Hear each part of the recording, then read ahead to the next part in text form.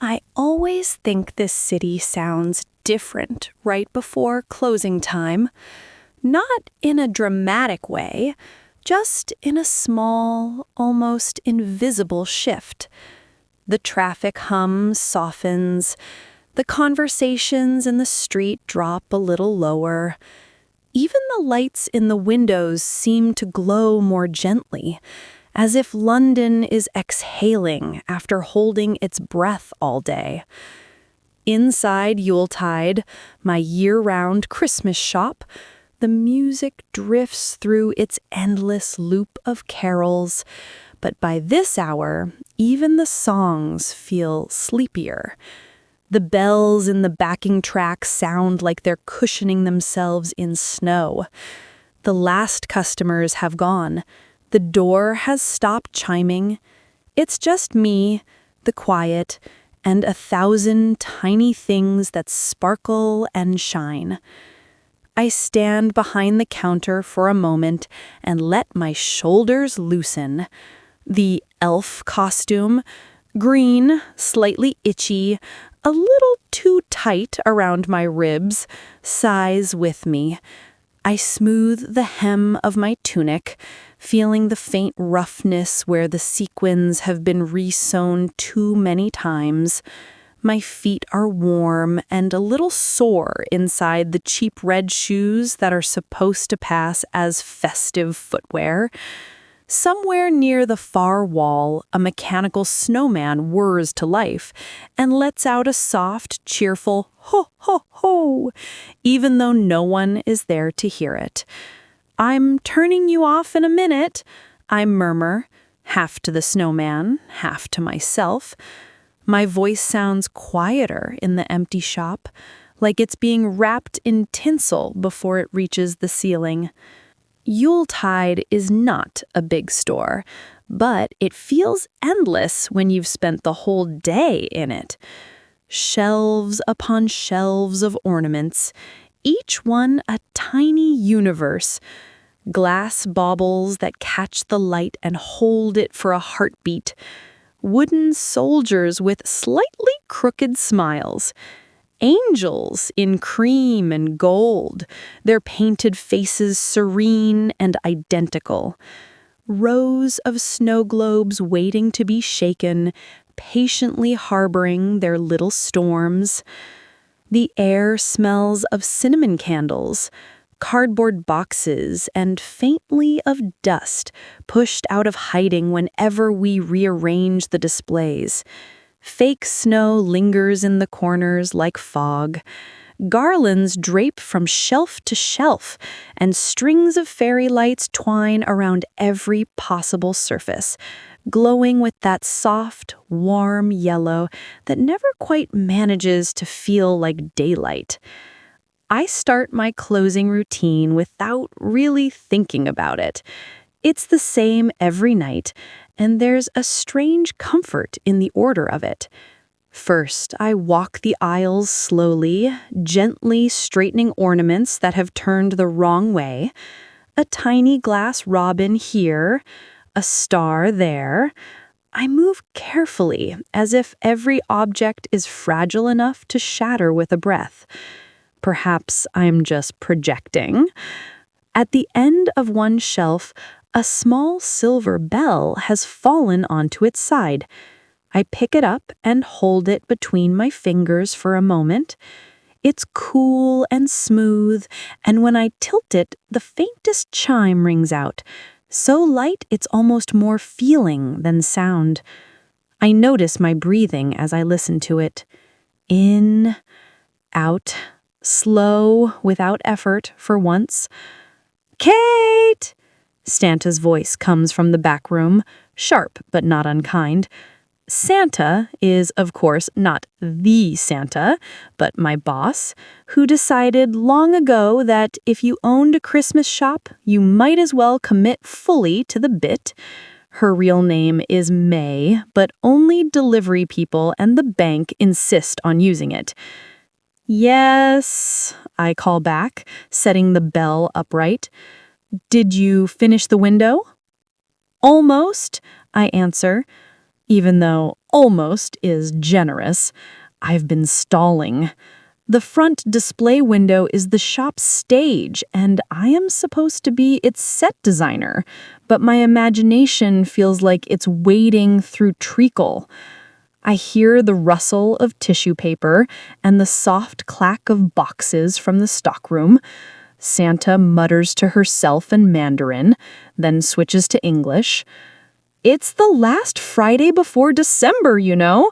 People want magic. I'll give them magic, I say lightly. It comes out a little too airy, too automatic. I cross to the front of the shop, the wooden floorboards creaking in their familiar places under my feet. The big display window looks out onto the street, where the sky has already turned that deep navy blue sky that almost swallows the rooftops. Fairy lights from the lampposts reflect in the glass, layering outside and inside into one soft blur.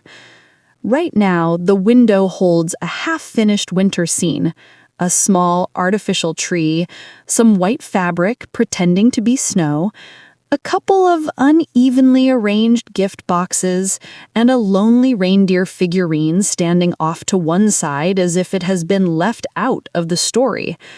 I kneel down, the wooden floor cool through my tights, and start to rearrange things. As I work, my mind wanders the way it always does when my hands are busy. Thoughts drift in without being invited. My old hospital room appears for a second, then drifts away again. The pale blue curtains, the thin blanket, the blinking lights on the monitor that counted each of my heartbeats like they were being tallied for a test. The smell of antiseptic and oranges. The echo of a carol from a TV down the corridor. I swallow and push the image away gently, like nudging a fragile ornament back onto a safer part of the shelf.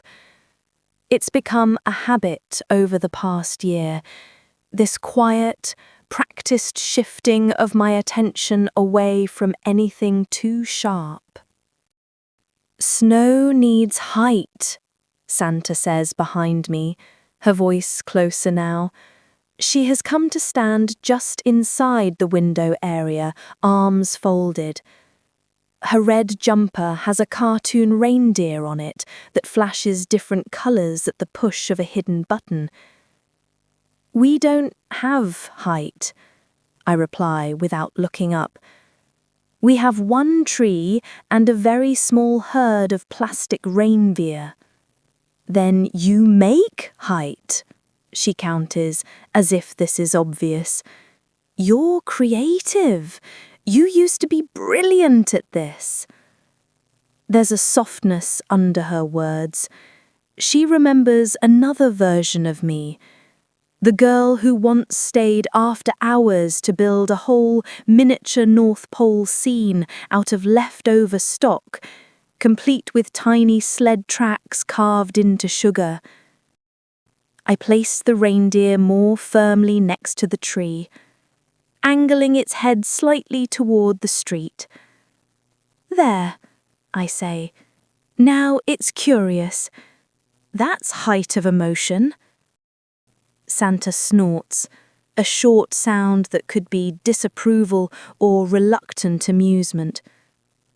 Customers don't buy emotion. They buy what looks good on Instagram. I can go stand in the window. I look great in this outfit. She gives me a look that says my jokes are a thin coat of glitter over something she doesn't have the energy to scrape at just now. Then her expression softens, only a fraction. Finish up then, check the till. You can go once everything's wrapped for tomorrow. Got it, I murmur.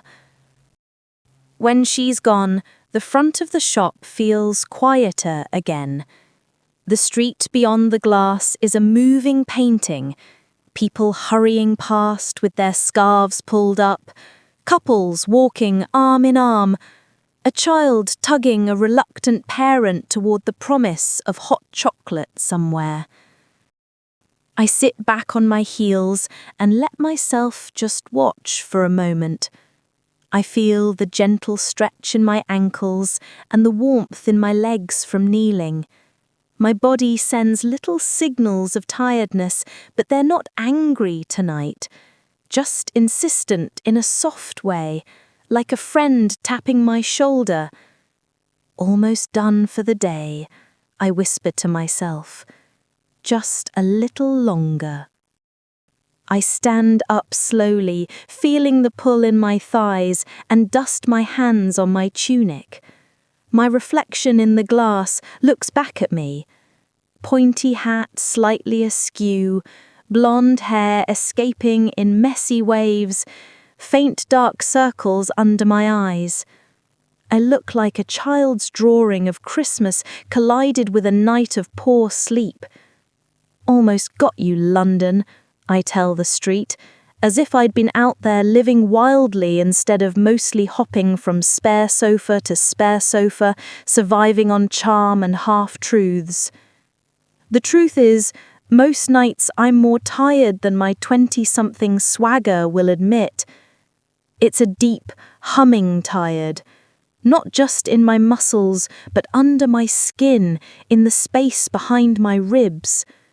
A year of pretending I was invincible after nearly not being here at all has left its own kind of bruise.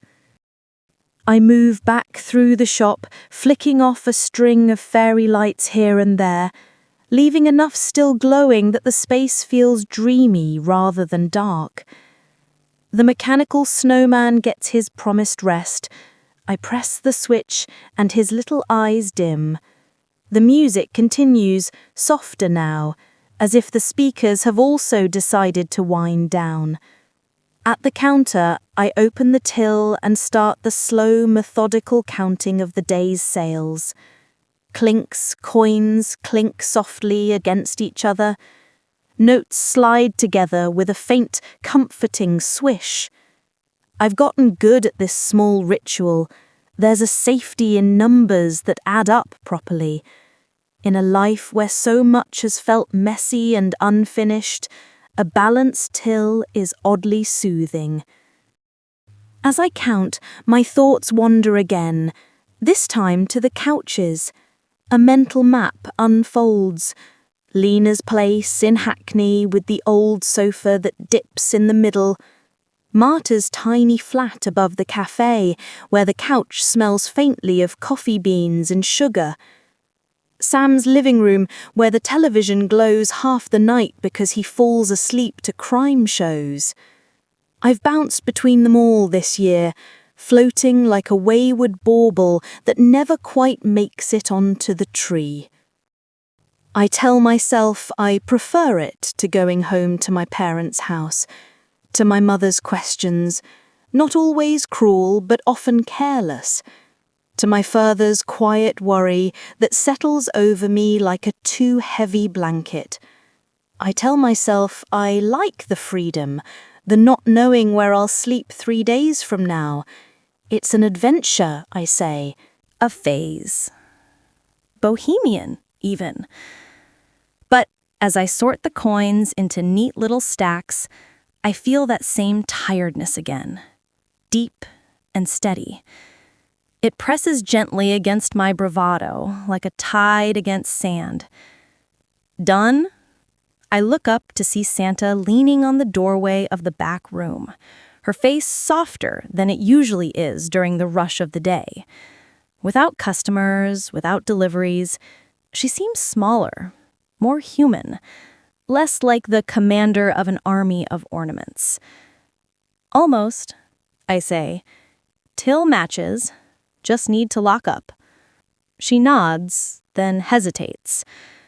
For a second, it looks like she might say something more, something about how late I've been arriving, or how often I've been distracted, or how she remembers the girl who was once an asset, her favorite word. But instead, she just sighs. Big day tomorrow, Kate. Try to sleep tonight. Real sleep. Not whatever you've been doing. I force a smile that feels more brittle than I intend. I'll sleep, I promise lightly, like a baby in a snow globe. She shakes her head, but there's the hint of a smile tugging at her mouth. Babies don't sleep. Snow globes get shaken. Find a better metaphor. When she disappears into the back, I let my smile fade.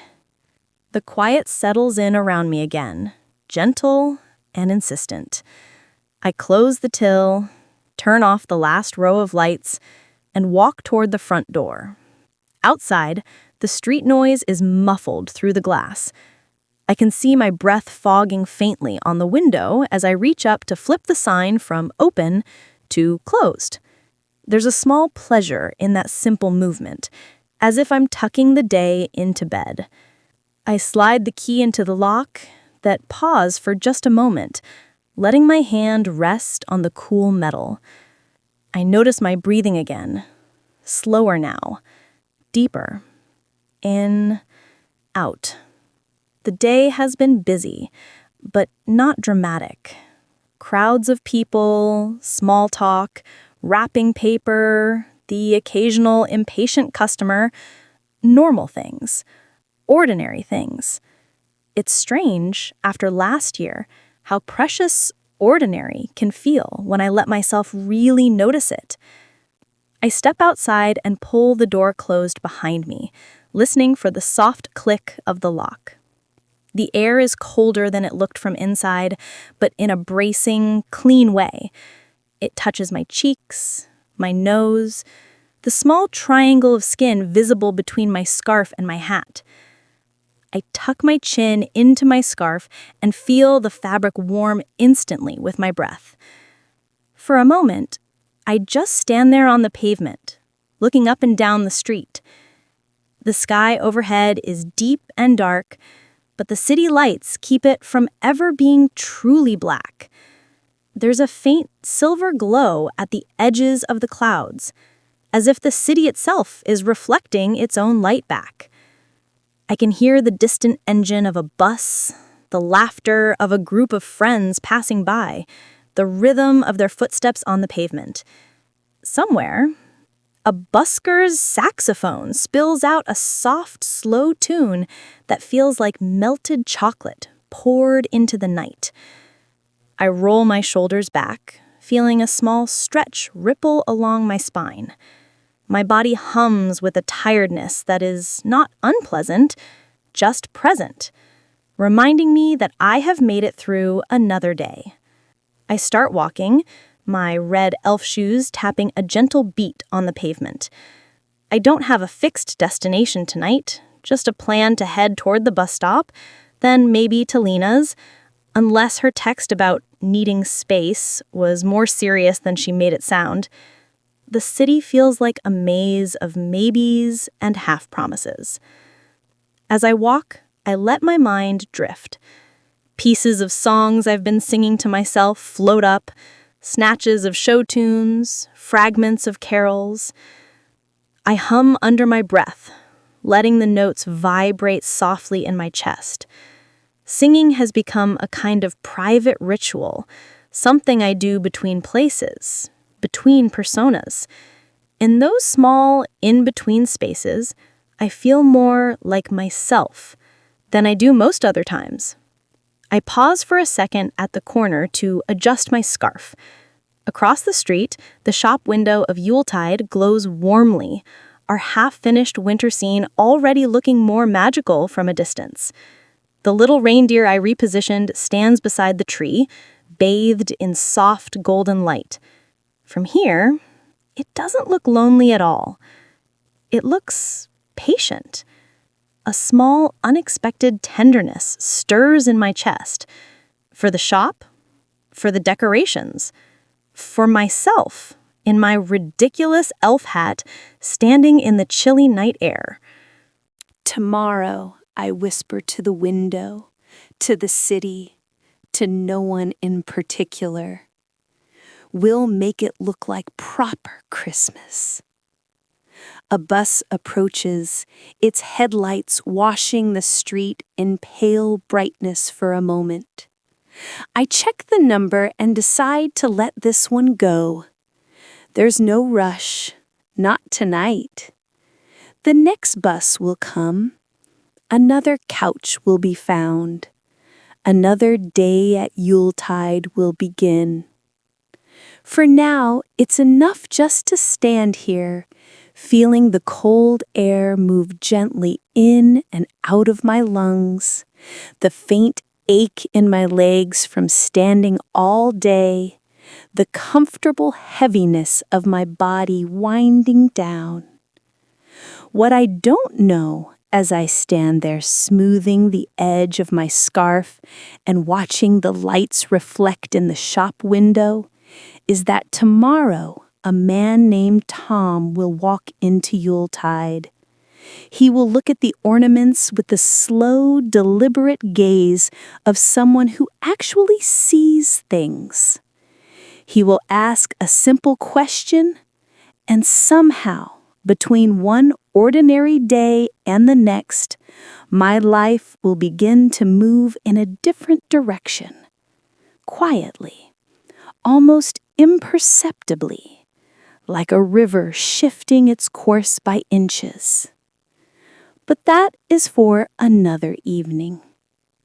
Tonight, I take one more deep, easy breath, let it out slowly into the cold December air, and turn toward the bus stop, my footsteps steady and unhurried on the pavement as London settles gently around me. The next morning begins, as so many of my mornings do, with the soft insistence of an alarm I don't remember setting, and a moment of disorientation on someone else's sofa. For a few slow seconds, I lie still and let my surroundings come into focus, piece by piece.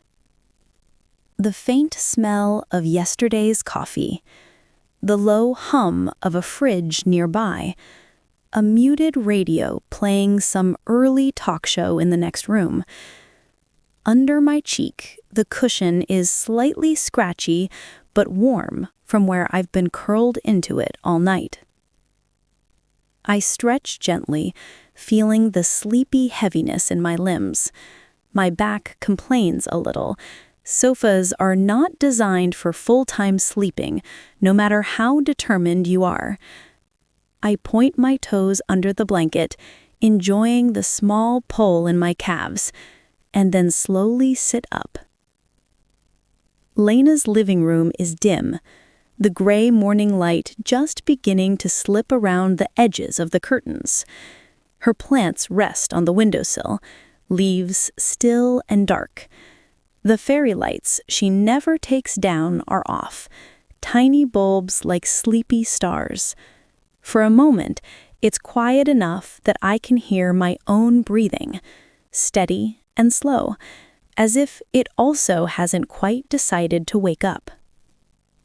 I gather my things with practiced care, folding the blanket, fluffing the cushion, stacking my few belongings in a neat pile so it looks less like someone has been living here and more like someone has just passed through. Phone, wallet, a small toiletry bag, the well-worn notebook where I sometimes jot down lyrics or sometimes just doodle stars. On the coffee table, Lena has left a mug with a tea bag waiting inside and a small note under it. Help yourself. Working double shift. We'll talk Sunday. Please, Kate. L. I run my thumb along the edge of the note. The please says more than the rest of the sentence. I feel a little twist of guilt, soft but steady. I keep telling everyone this won't last forever, that something big is coming, an audition, a chance, the role that makes sense of it all. I make the tea and drink it slowly, cupping my hands around the warm mug. The heat seeps into my fingers, up through my wrists, easing the chill that always seems to sit in my bones in winter. When the mug is empty, I rinse it carefully, place it upside down to dry, and quietly let myself out. The morning air outside is cool and damp, the kind of London gray that feels like it's been gently painted over the whole sky. I pull my coat tighter around me and breathe in. The air smells faintly of rain and distant toast. Cars roll by with a hiss on the wet road. On the bus to work, I find a seat by the window and lean my head against the cool glass. The city slides past in soft, blurred colors. Brick houses, shop fronts, people in coats and scarves, all moving through their own stories. I let my eyes drift half-closed and hum very quietly to myself, a familiar melody from a show I once watched on repeat during recovery. The notes move gently through my chest, loosening a few of the tighter places inside. By the time I reach Yuletide, the sky has brightened a little, and a faint, wintry light spills over the shop fronts. Our display window looks more magical this morning than it did when I left it. Something about the softness of the day makes the fairy lights glow more kindly. The little reindeer stands exactly where I left it, watching the street like it's been on night duty. Inside, the shop is a flurry of quiet preparation. Santa is already there, bustling about in a red cardigan patterned with tiny green trees. She's arranging a pyramid of tins filled with holiday biscuits near the counter. "You're on time," she says without looking up. "This is good. We like this." "I aim to please," I reply, hanging up my coat and adjusting my elf tunic. It rustles faintly as I move, the fabric finding its familiar shape around me. "Today will be busy," she warns. "People smell November ending and they panic.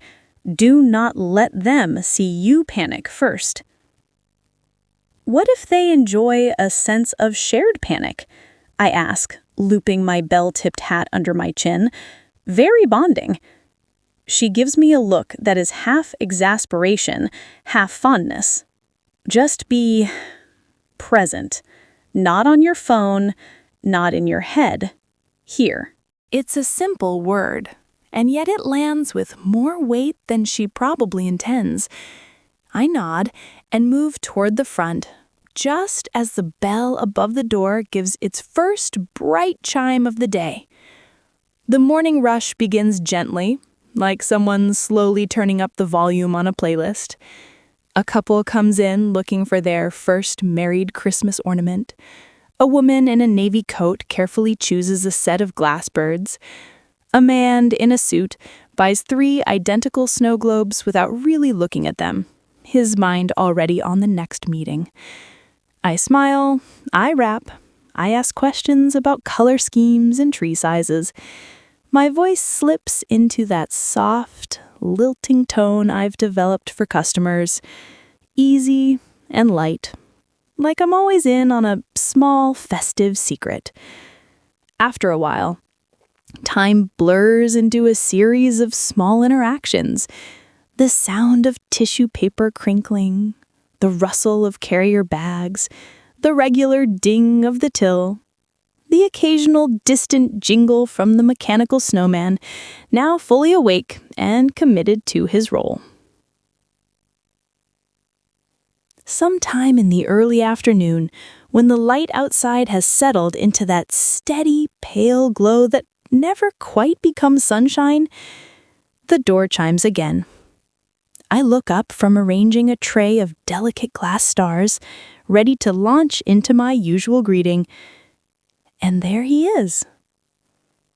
At first glance, there is nothing particularly extraordinary about him. He's wearing a dark coat, simple and practical, with a scarf wrapped comfortably around his neck. His hair is a little tousled, as if he's run a hand through it recently without thinking. He moves quietly, stepping just inside the door and pausing to let his eyes adjust from outside. But it's the way he looks around that catches my attention. Most people scan the shop quickly, searching for something specific. A gift, a theme, a color. He, however, takes his time. His gaze drifts slowly over the shelves, the lights, the ornaments, as if he's genuinely curious about each thing. He doesn't seem in a hurry to get anywhere. I watch him for a moment longer than is strictly professional, then remember myself and lift my voice. Hi there. Welcome to Yuletide. Christmas all year, seasonal panic free of charge. He turns toward me, and I notice his eyes. They're kind. That's the first word that comes to mind. Not in a soft or weak way, just open. They crinkle slightly at the corners as he smiles. That's quite a slogan, he replies, his voice warm and a little amused. Do you get commission if I steal it? Sadly, no. But if you buy 3 ornaments, I might get to keep my job until New Year's. He chuckles softly, and the sound settles into the air in a pleasant way, like a log added to an already steady fire. I'll see what I can do, he says. I'm just looking, really. Looking we can do. Any particular kind of Christmas you're shopping for? Traditional? Glitter explosion? Minimalist? I just moved out and own 1 mug. He glances around again, giving the question actual thought. Something simple, I suppose. Quiet. Nothing that sings when you're not expecting it. I glance pointedly at the snowman, which chooses that exact moment to let out its jolly ho ho ho from the corner. He follows my gaze and smiles. Maybe not him, he adds. Understood. We have plenty of non-vocal options. He moves toward a nearby shelf, and I walk with him out of habit, though I keep a bit of distance. Some customers like hovering, some don't. I can't quite tell which kind he is yet. He stops in front of a small display of wooden ornaments. Stars, hearts, tiny houses. He reaches out and touches one of the houses gently, the pad of his thumb tracing its little carved roof. He murmurs, "These are nice." I say, "They're handmade, supposedly from some small town where everyone wears matching knitted sweaters and sings carols on cue."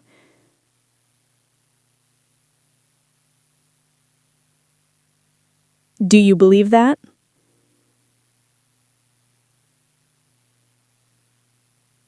About the sweaters or the carols? Either. I tilt my head, considering.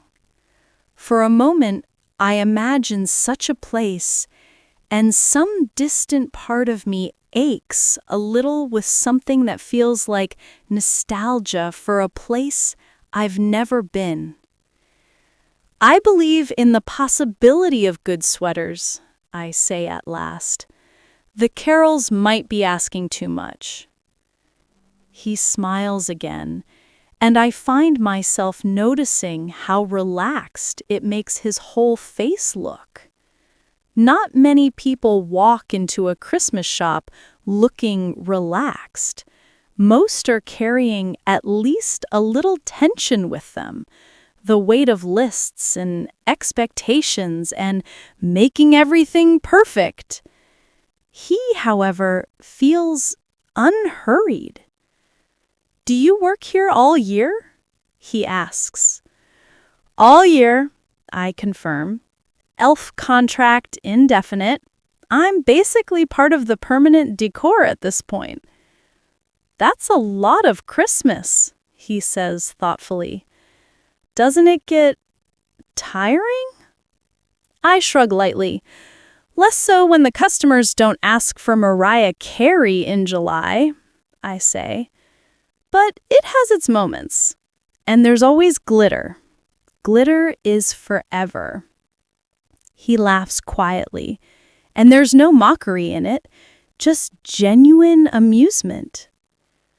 "I'm Tom, by the way," he offers, as if we've already been talking for longer than 2 minutes. I blink, slightly taken aback by the sudden introduction. Most customers don't give me their names unless they're complaining or leaving a review. "Kate," I reply, "professional elf, part-time human." "Nice to meet you, Kate," he says, and somehow it sounds like he actually means it. For a moment, the shop seems to narrow down to the small space between us, framed by rows of ornaments and the soft twinkle of fairy lights. There's nothing extraordinary happening. No dramatic music, no slow-motion snowfall outside the window. Just a man holding a small wooden house and looking at me like he's quietly curious. He turns the ornament over again and examines the tiny painted door. "Do you ever get sick of it?" he asks suddenly. "Of all this?" I follow his gaze around the shop. The baubles, the angels, the tinsel, the endless looping carols. Some days, I admit, some days it feels like I'm living inside a snow globe someone keeps shaking. But there are worse places to be, I suppose. He nods slowly, as if he understands something beyond the words. "Snow globes can be peaceful," he says, "as long as the shaking stops sometimes." I feel a faint, surprising warmth in my chest at that. It's an oddly gentle way to put it. "Well, the shop closes eventually," I say. "That's when everything settles again." He looks at me for a quiet second. "And what about you?" he asks softly. "Do you settle too?" The question catches me off guard, not in a painful way, just in a way that feels like a light, precise knock on a door I'd half forgotten was there. "I haven't ride down," I say, deflecting with a small smile. "Settling is a work in progress." He doesn't push. He just nods, accepting the partial answer, as if he's used to people not telling the whole story right away. "I'll take this one," he says, after a moment, holding up the little wooden house. "Good choice," I say, taking it from him carefully. "It looks like the quiet kind of Christmas you were after." As I walk toward the counter to wrap it, I'm unexpectedly aware of his presence following at an easy pace behind me. Not too close, not demanding attention, just there. I wrap the ornament in tissue paper, my hands moving almost automatically. The tissue crinkles softly, like a whisper. I fold the paper around the little house and tuck it securely, then place it in a small box. "Here you go," I say, sliding the finished package toward him. "One non-singing, possibly sweater-wearing, definitely peaceful Christmas house. He smiles again, that same calm, almost thoughtful smile. "Thank you," he says. His fingers brush the edge of the box as he takes it, and then he pauses. "Do you get a break today?" I raise an eyebrow, every familiar alarm bell in my brain doing a half-hearted jingle. Here it comes, I think. The ask. The coffee, the drink, the "we should go out sometime." I've seen this scene play out before. "Why?" I ask, keeping my tone light. "Planning to rescue me from retail?" "Just wondering," he replies. "There's a little place around the corner that does decent hot chocolate, if you ever escape the snow globe." He doesn't say it like a line. There's no push in it. No expectation. It lands more like a quiet offer left on a table, easy to decline. I tilt my head slightly. "Do you invite all your retail elves for hot chocolate?" "Only the ones who talk about snow globes," he says. Then he adds, almost as an afterthought, "No pressure. Maybe another day."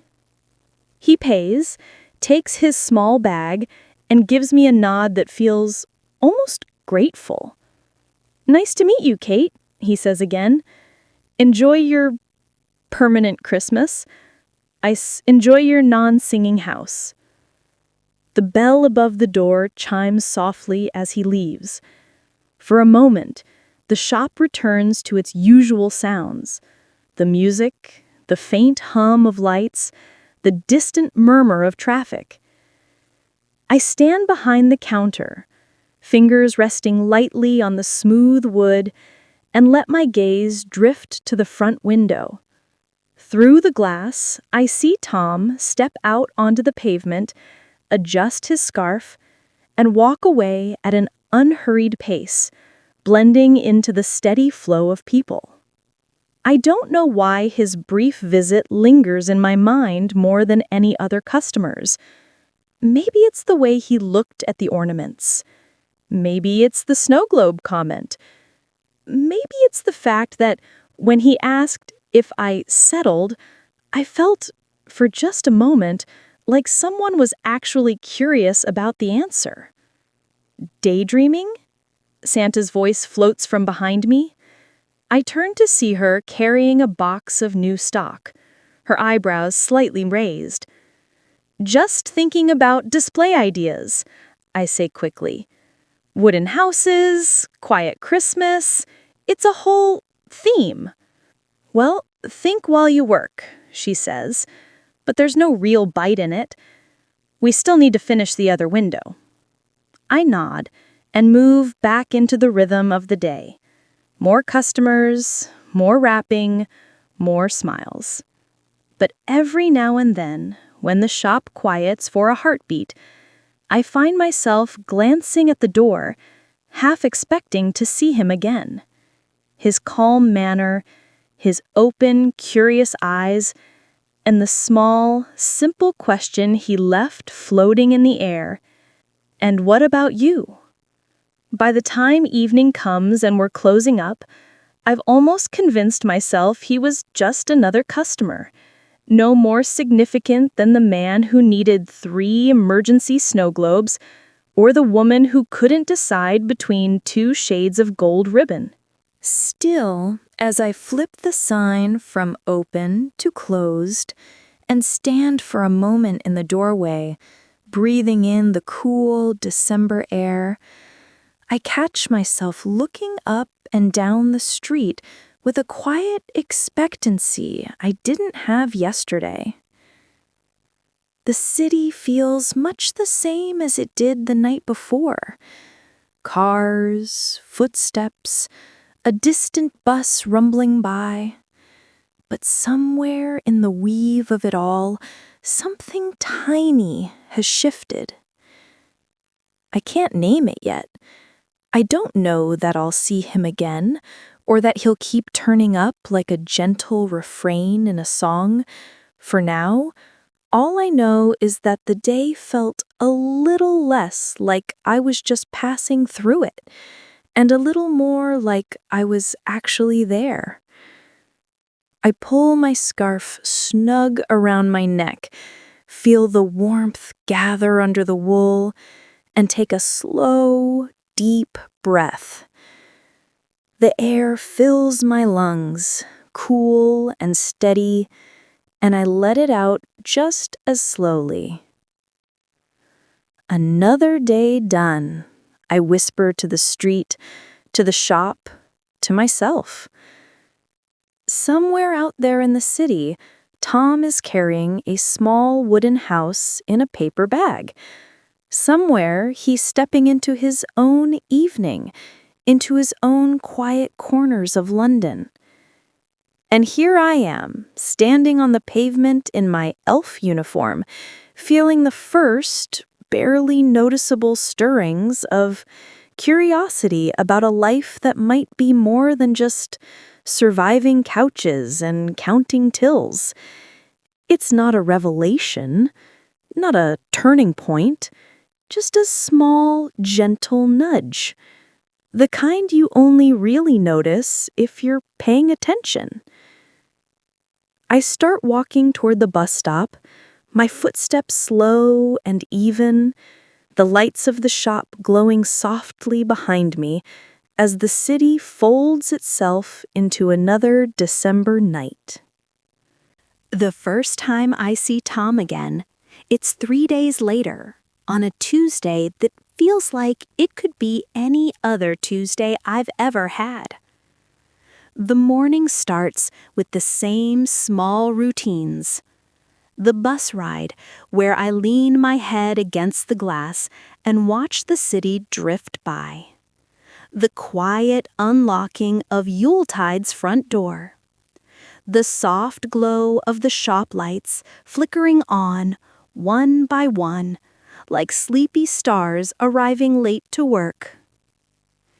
Inside, the air is already faintly cinnamon-scented from the candles Santa insists on lighting as soon as we open.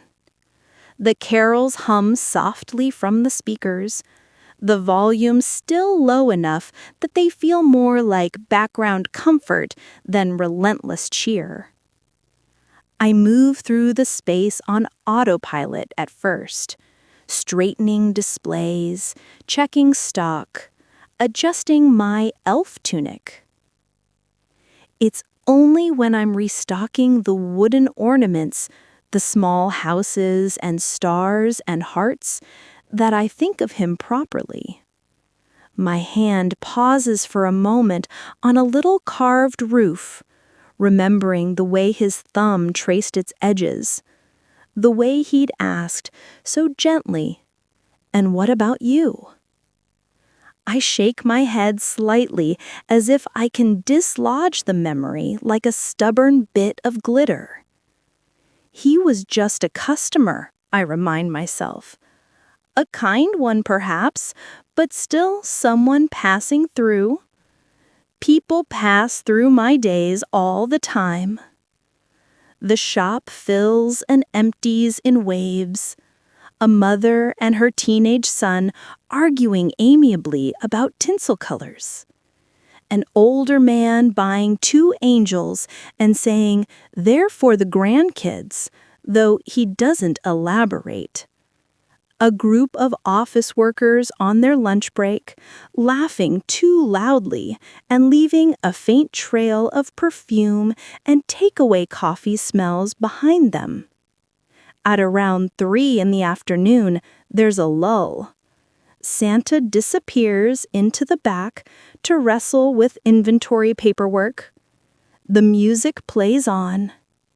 Outside, the sky has already begun its slow slide into early winter dusk, the light thinning, turning the street a soft, muted silver.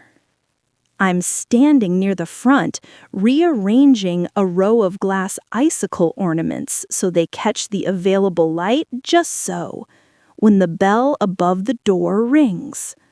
The sound is small but clear, cutting gently through the music. "Hi there," I say automatically without looking up yet. "Welcome to Yuletide." "Back in the snow globe," I see. The voice is familiar enough that my hands still for a moment. I turn, and there he is, stepping in out of the chill like the memory of a scene I didn't realize I'd been replaying. Tom looks much the same as before. Same dark coat, same scarf, same calm presence. His hair is a little messier today, a soft wave falling across his forehead. There's a faint pinkness to his nose and cheeks from the cold outside, giving him a slightly wind-kissed look. "Careful," I say lightly. "You keep coming back and people will think you live here." He smiles, that same easy, unhurried smile. "I've been in worse places," he replies, letting the door fall closed behind him. The bell gives a final, delicate jingle.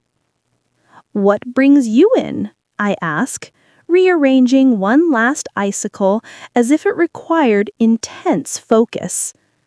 "Need more silent houses? Upgrading to a quiet reindeer?" He glanced toward the wooden ornaments, then back at me. "Actually, I was wondering if today might be one of those days you escaped the snow globe. The hot chocolate offer has a surprisingly long shelf life." The directness of it makes me pause. Most people dance around invitations, layering them with hesitation or caveats. Tom just asks, gentle but clear. For a second, my reflexes kick in, the ones that want to deflect, to make excuses, to keep things exactly as shallow as they need to be. I'm busy, I'm tired, I'm not that kind of girl. He's not my type. But behind the counter, the afternoon stretches out in my mind, full of the usual small tasks and familiar faces. The idea of a small detour, of a warm drink and a different view of London, even for half an hour, hovers like a tiny light, unexpected and soft. "I'd have to check with Santa," I say. "I'm not authorized to abandon my post without permission from the North Pole." "Of course, no one wants a rogue elf situation." I fight a smile and turn toward the back. "Wait here," I tell him. "Try not to redecorate in my absence." Santa is at the small desk in the stockroom, surrounded by cardboard boxes and a fortress of paperwork. Her glasses are perched on the end of her nose, and she's frowning at a sheet that appears to list wreath deliveries. "Santa?" I ask, hovering in the doorway. "If this is about the singing polar bears," she says, without looking up, "they are back-ordered and I cannot do anything about it." "It's not the polar bears," I say. "It's, my break." She does look up then, eyebrows lifting slightly. "Your break," she repeats. "You remember those exist?" "I'm thinking of having one," I say, "as a radical experiment in not collapsing by 6. She studies me for a moment, then glances toward the shop floor where Tom is waiting, pretending to be interested in a display of snowflakes. Santa is many things, but she is not oblivious. "She have 15 minutes, she says at last. 20 if you bring me a coffee on the way back. No syrup. They always want to put syrup." "Black coffee, no syrup," I confirm. "You're an angel. "Don't insult me," she replies, waving her pen. "Go, before I change my mind." I slip back out to the front, feeling a small flutter of something that could be nerves or just the sudden awareness that I am voluntarily stepping outside my carefully managed bubble. "Well?" Tom asks. "You are in luck," I say, untying my elf apron and hanging it on a hook behind the counter. "Santa has granted me a temporary release on the condition that caffeine is involved." "A very reasonable condition," he says. I grab my coat from its peg, shrugging it over the green tunic. The combination makes me look like a particularly festive coat rack, but I decide not to care. As I fasten the buttons, I notice my fingers are a little clumsier than usual, a tiny tremor of anticipation. We step outside together, the bell chiming softly as the door closes. The air is sharper than before, the kind of cold that wakes up whatever parts of you were still dozing through the afternoon. I pull my scarf up around my neck, feeling its warmth gather quickly. "Hot chocolate, then?" I ask. "Lead the way, mysterious returning customer." "Mysterious, am I?" he says, falling into step beside me. "I thought I was being quite straightforward." "Straightforward and mysterious aren't mutually exclusive," I reply. "Some people manage both. It's very annoying." He laughs under his breath, and we begin to walk. The place he mentioned is, as promised, just around the corner. A small cafe tucked between a bookstore and a shop that sells nothing but scarves and umbrellas.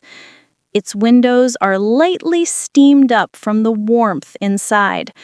Tiny lanterns hang in the window, glowing golden against the gray day. Inside, the cafe is quiet. Just a couple by the window talking in low voices, and a student hunched over a laptop, headphones on. The air smells of coffee, chocolate, and something sweet and baked. It's warmer than I expect, the kind of warmth that sinks into your shoulders and makes them drop a little without you noticing. We order hot chocolate for both of us, black coffee to go for Santa, and find a table near the back. The chairs are mismatched, the table a little wobbly, but the atmosphere is soft. A radio plays something instrumental in the background, the notes drifting lazily through the space. For a moment, we just sit there in a shared, comfortable silence. I feel the faint tingle in my cheeks from the cold as they begin to warm. I rest my hands around the empty mug, waiting, feeling its cool surface under my palms. "You really do step out of a snow globe," Tom says, after a moment, studying my elf tunic peeking out from under my coat. "I like to think of it as performance art," I say. "One woman's retail trauma is another woman's immersive theater." "Do you act, or is that just a metaphor?" I sing," I say, with a small automatic lift of my chin. "At least, that's the plan. Musical theater. West End eventually." "Sounds ambitious," he says, not mockingly, just as an observation. "Ambition is kinda my thing," I reply, at least when I'm not counting baubles. The hot chocolates arrive, thick and steaming, crowned with a generous swirl of cream and a light dusting of cocoa. The smell alone makes something in my chest loosen. I wrap both hands around the mug, feeling the warmth seep into my fingers. When I take the first sip, the heat slides down my throat and settles in my stomach like a small, kind sun. For a while, we talk about simple things: work, weather, the way London seems to transform every December, not just in lights and decorations, but in how people move through it. Everyone walks faster, Tom says, fingers curled around his mug, as if time is running out and they're behind on some invisible checklist. I'm convinced there's a secret list no one told me about, something like career, stable relationship, matching crockery. I'm failing on at least 2 of those. Which one do you have? He asks. I glance down at my mug and snort. Not the crockery, I say. I think I have half a career idea and a good singing voice that mostly lives in my shower. He smiles, studying me with that same quiet curiosity. Do you miss it? Performing? The question lands in a more tender place. I lean back slightly, letting my shoulders rest against the chair. I notice the way my body responds, a small protective tightening around my ribs as if bracing. I don't know if I can miss something I haven't really had yet, I say slowly. I mean, I did some things, small shows, choirs, auditions, but the big version of it lives mostly in my head. This idea of what it will feel like when I finally get there. And right now? He prompts gently. Right now, I say, tracing a finger along the rim of my mug. I dress as an elf and sing to stockrooms, which is a kind of training, I guess. Sounds like you're still singing, though, he says. Not in any way that counts, I reply lightly. Not in the way that proves I survived for a reason. The words slip out before I can pull them back. They land between us with a surprising weight. Tom doesn't flinch. He doesn't rush in to fill the silence with platitudes. He simply sits there, his fingers resting loosely on his mug, and looks at me with a steady, listening kind of gaze. Survived what? He asks, quietly, when it's clear I'm not going to immediately bury the comment under a joke. I hesitate. This is the part of my story I've learned to keep behind a curtain, only pulling it open when absolutely necessary. The hospital, the tubes, the way Christmas lights looked from a bed that might have been my last. It doesn't really matter, I start to say, then stop myself, because that's the line I've been using for a year. And maybe, just maybe, it's not entirely true. Last Christmas, I say, keeping my voice low and even, I spent the day in hospital. Some health things. It got a bit dramatic. Everyone thought I might not make it. I did, obviously. I spread my hands in a small, ironic gesture, as if presenting myself as evidence. Since then, people keep talking about how I've been given a second chance and how I should be making the most of it and living every day like a gift and all that. I pause, staring into the swirling pattern on the surface of my drink. The cream has begun to melt, the lines softening. And, he asks gently, and I don't feel like a wise, grateful, reborn person, I admit.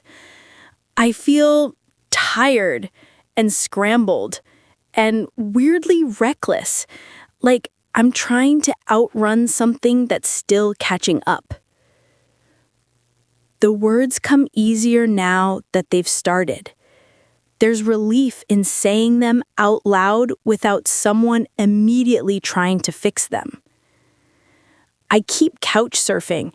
I keep telling everyone I'm going to be this brilliant performer. I keep avoiding going home because my mom can turn "how are you" into an interrogation in under 30 seconds. And somewhere in the middle of all that, I think I've misplaced the part of me that actually knows what I want. Silence stretches softly between us for a moment. Not heavy, not judging, just present. Tom nods slowly, his gaze steady. "That sounds a lot," he says quietly, "and very human." I let out a small breath I didn't realize I'd been holding. Most people just tell me to be grateful, as if I can flip a switch and turn on new improved Kate 2.0. Gratitude is louder when it isn't forced. Sometimes you have to pass through a phase of whatever this is first. "Reckless elf?" I offer. "Searching person," he counters gently. The phrase lands softly in me, like a blanket being laid over something fragile. Searching person. It feels kinder than mess or disaster, the words I usually reserve for myself. We sit with that for a moment, both of us sipping our drinks in unhurried silence. Outside, the light has dimmed further. The cafe windows glow warmly against the early evening. Inside, the soft instrumental music continues, unbothered by confessions. "What about you?" I ask eventually, wanting to shift the focus a little. "You appear in Christmas shops, buy quiet ornaments, and offer hot chocolate to retail workers. What's your story?" He smiles, but there's a hint of something unreadable behind it. "Nothing nearly as dramatic," he says. "I do some work around the city. Bit of this, bit of that." "That's vague," I pointed out. "Are you a spy? Is this all an elaborate cover to get information about Santa's black market tinsel operation?" He laughs, the sound low and warm. "I volunteer a lot," he says after a beat. "Night shifts mostly." "Night shifts where?" I ask. "At a homeless shelter," he replies. "There's one not too far from here. I help out when I can." That surprises me more than it should. It fits him in some quiet way, and yet it also adds a new layer I hadn't expected. "That's kind," I say, the word feeling too small, but true. "Necessary," he says simply. "There are a lot of people who don't have couches to surf or friends to write them notes about tea." I picture the faces I see on late-night buses, on park benches, under blankets in doorways. I've always known they were there, but they've existed on the edge of my awareness, like background noise I didn't quite tune into. "Is it hard?" I ask. Some nights. Some nights it's just humans being humans in a room. Other nights, it's heavier. But there's a lot of small, good moments, too. Laughter, shared meals, strange Christmas decorations. He glances up at me with a small smile. "Your shop actually helps more than you know," he adds. "Someone donated a box of slightly chipped ornaments last week. they were a hit. I picture that. A room full of people stringing up imperfect ornaments, giving them a second life. Something in my chest warms. I'm glad they found a home, I say, even if it's a bit rough around the edges. Most good things are, he replies. The cafe has grown a little busier while we've been talking. A few more customers have drifted in, scattering their own small conversations around the room. The air feels thicker now, full of warmth and low voices. I glance at the clock on the wall and realize my borrowed time is nearly up. Santa's coffee sits on the table between us, neatly lidded, radiating a faint heat. I should get back, I say, reluctantly, before Santa sends a search party, or worse, starts dancing to the snowman for attention. Tom nods, standing up when I do. We gather our things without rush, the easy, unhurried movements of people who are not being chased by anything immediate. As we step back out into the street, the air feels colder than before, but in a way that wakes up the surface of my skin rather than biting into it. The sky has darkened properly now, and the first fairy lights along the street have switched on, casting a gentle golden hue over the pavement. We walk together back toward Yuletide. The city sounds feel softer somehow, like the volume has been turned down a notch. The rise and fall of traffic, the murmur of distant conversation, the faint clink of cutlery from a restaurant nearby. Thank you, I say as we approach the shop, for the hot chocolate and for listening without trying to fix me.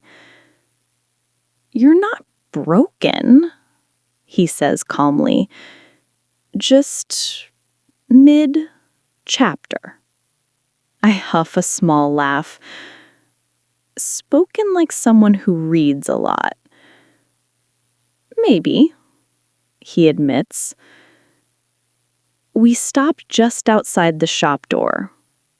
Through the glass, I can see the warm, familiar glow of the lights, the steady presence of shelves and ornaments. Yuletide looks almost cozy from out here, like a little pocket of stillness in the flow of the street. Do you ever walk by the river? He asks suddenly. Sometimes, I say, when I'm feeling dramatic and want to pretend I'm in a music video. There's a spot not far from here. Lanterns along the path, boats moored nearby. It's quiet, especially later in the evening. If you ever feel like a walk after work, well, I'm there some nights, on my way to the shelter, usually. The offer hangs there between us, as light and unobtrusive as the hot chocolate one had been. No pressure, no expectation, just a possibility. I nod slowly. I'll think about it, I say. Thinking is a good start, he replies, a small smile touching his lips. He steps back, giving me space to go inside. As I reach for the door handle, I look at him one more time. "Tom," I say. "Yes." "You really don't want anything, do you?" I ask, the realization surprising me as I voice it. No agenda, no angle. He considers that for a moment. "Not everything has to be a transaction, Kate," he says gently. "Sometimes people just show up." With that, he gives me a small nod and turns to go, his footsteps blending into the rhythm of the street. I watch him walk away for a few seconds before stepping back inside the shop. The warmth wraps around me as the door closes softly. The bell chimes its little greeting, and the familiar smells and sounds of Yuletide welcome me back.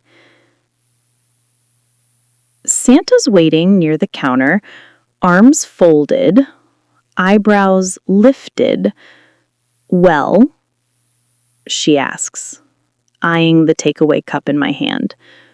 "Was it worth 20 minutes of my labor?"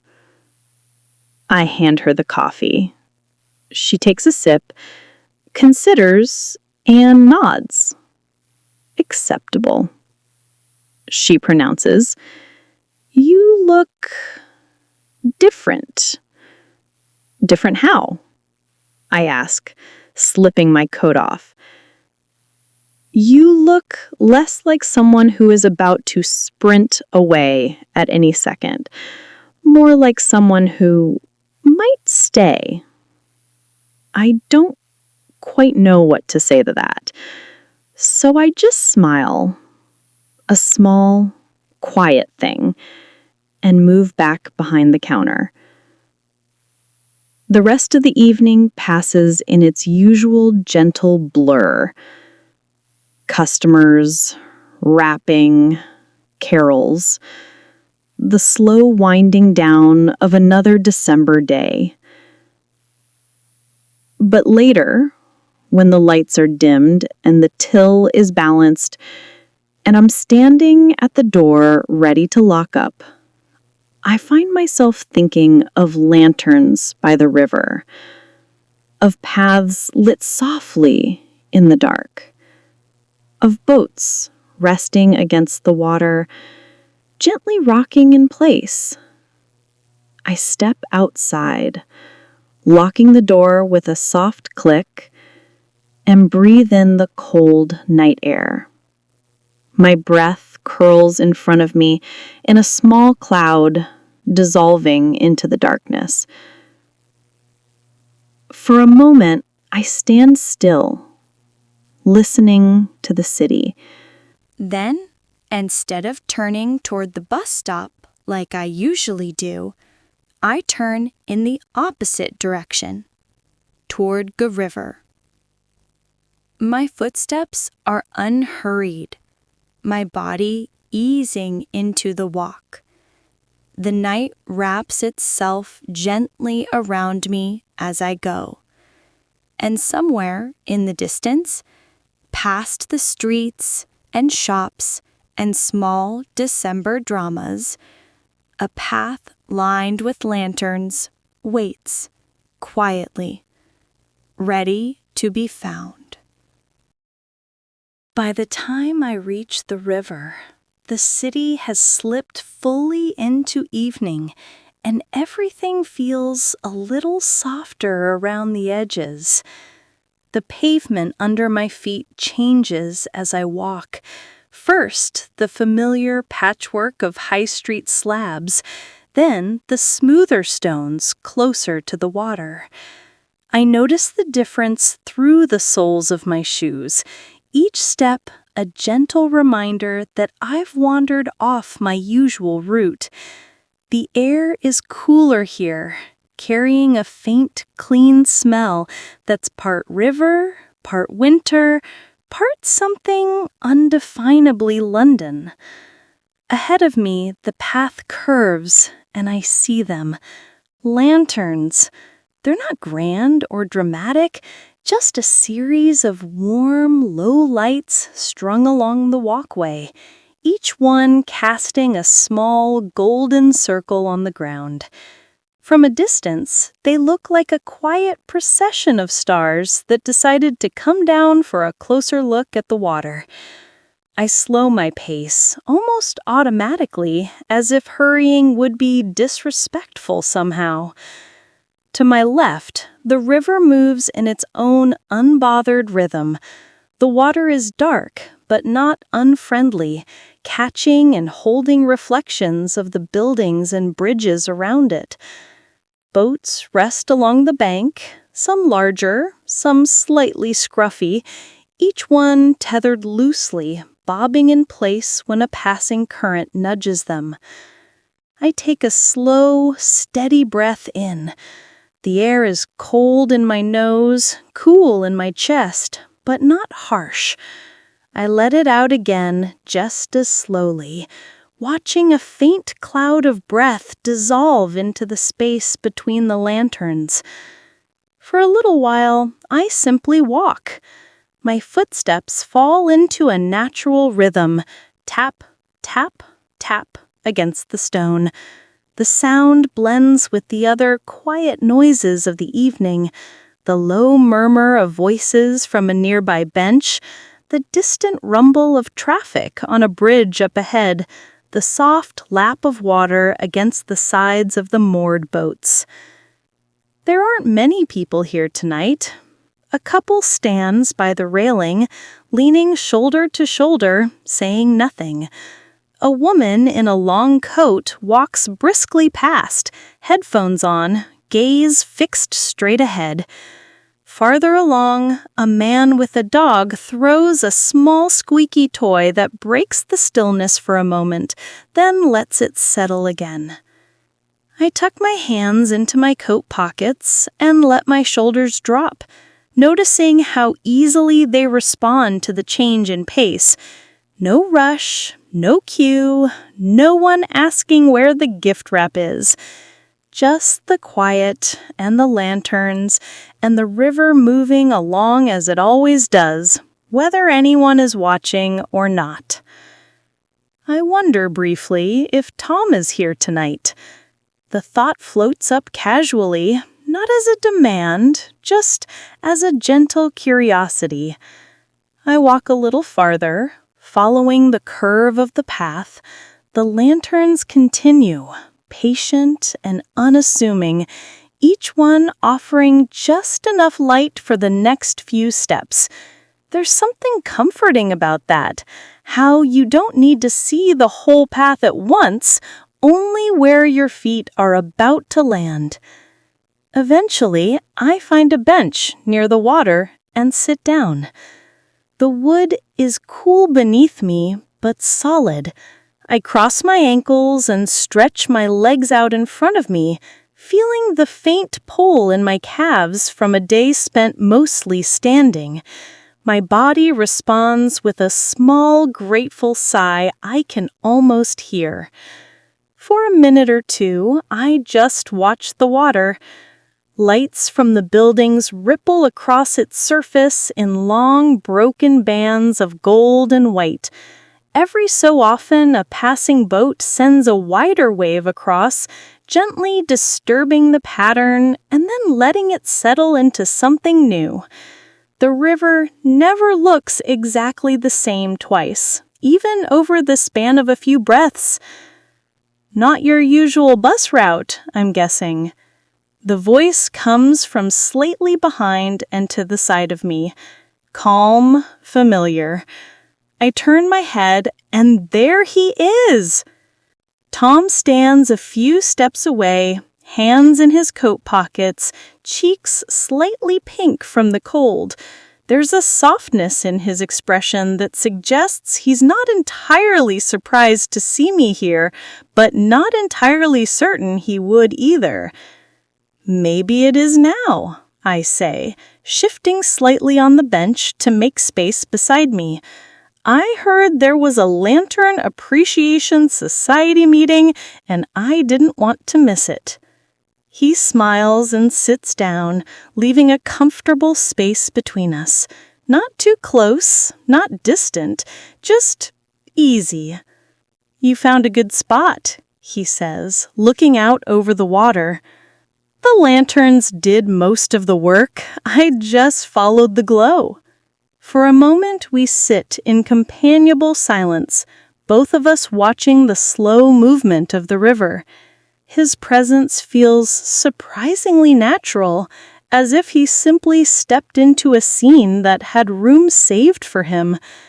"How was Yuletide today?" he asks eventually. I say chaotic, but there's no real complaint in my tone. Someone tried to buy an entire tree's worth of ornaments and then realized their flat is approximately the size of a shoebox.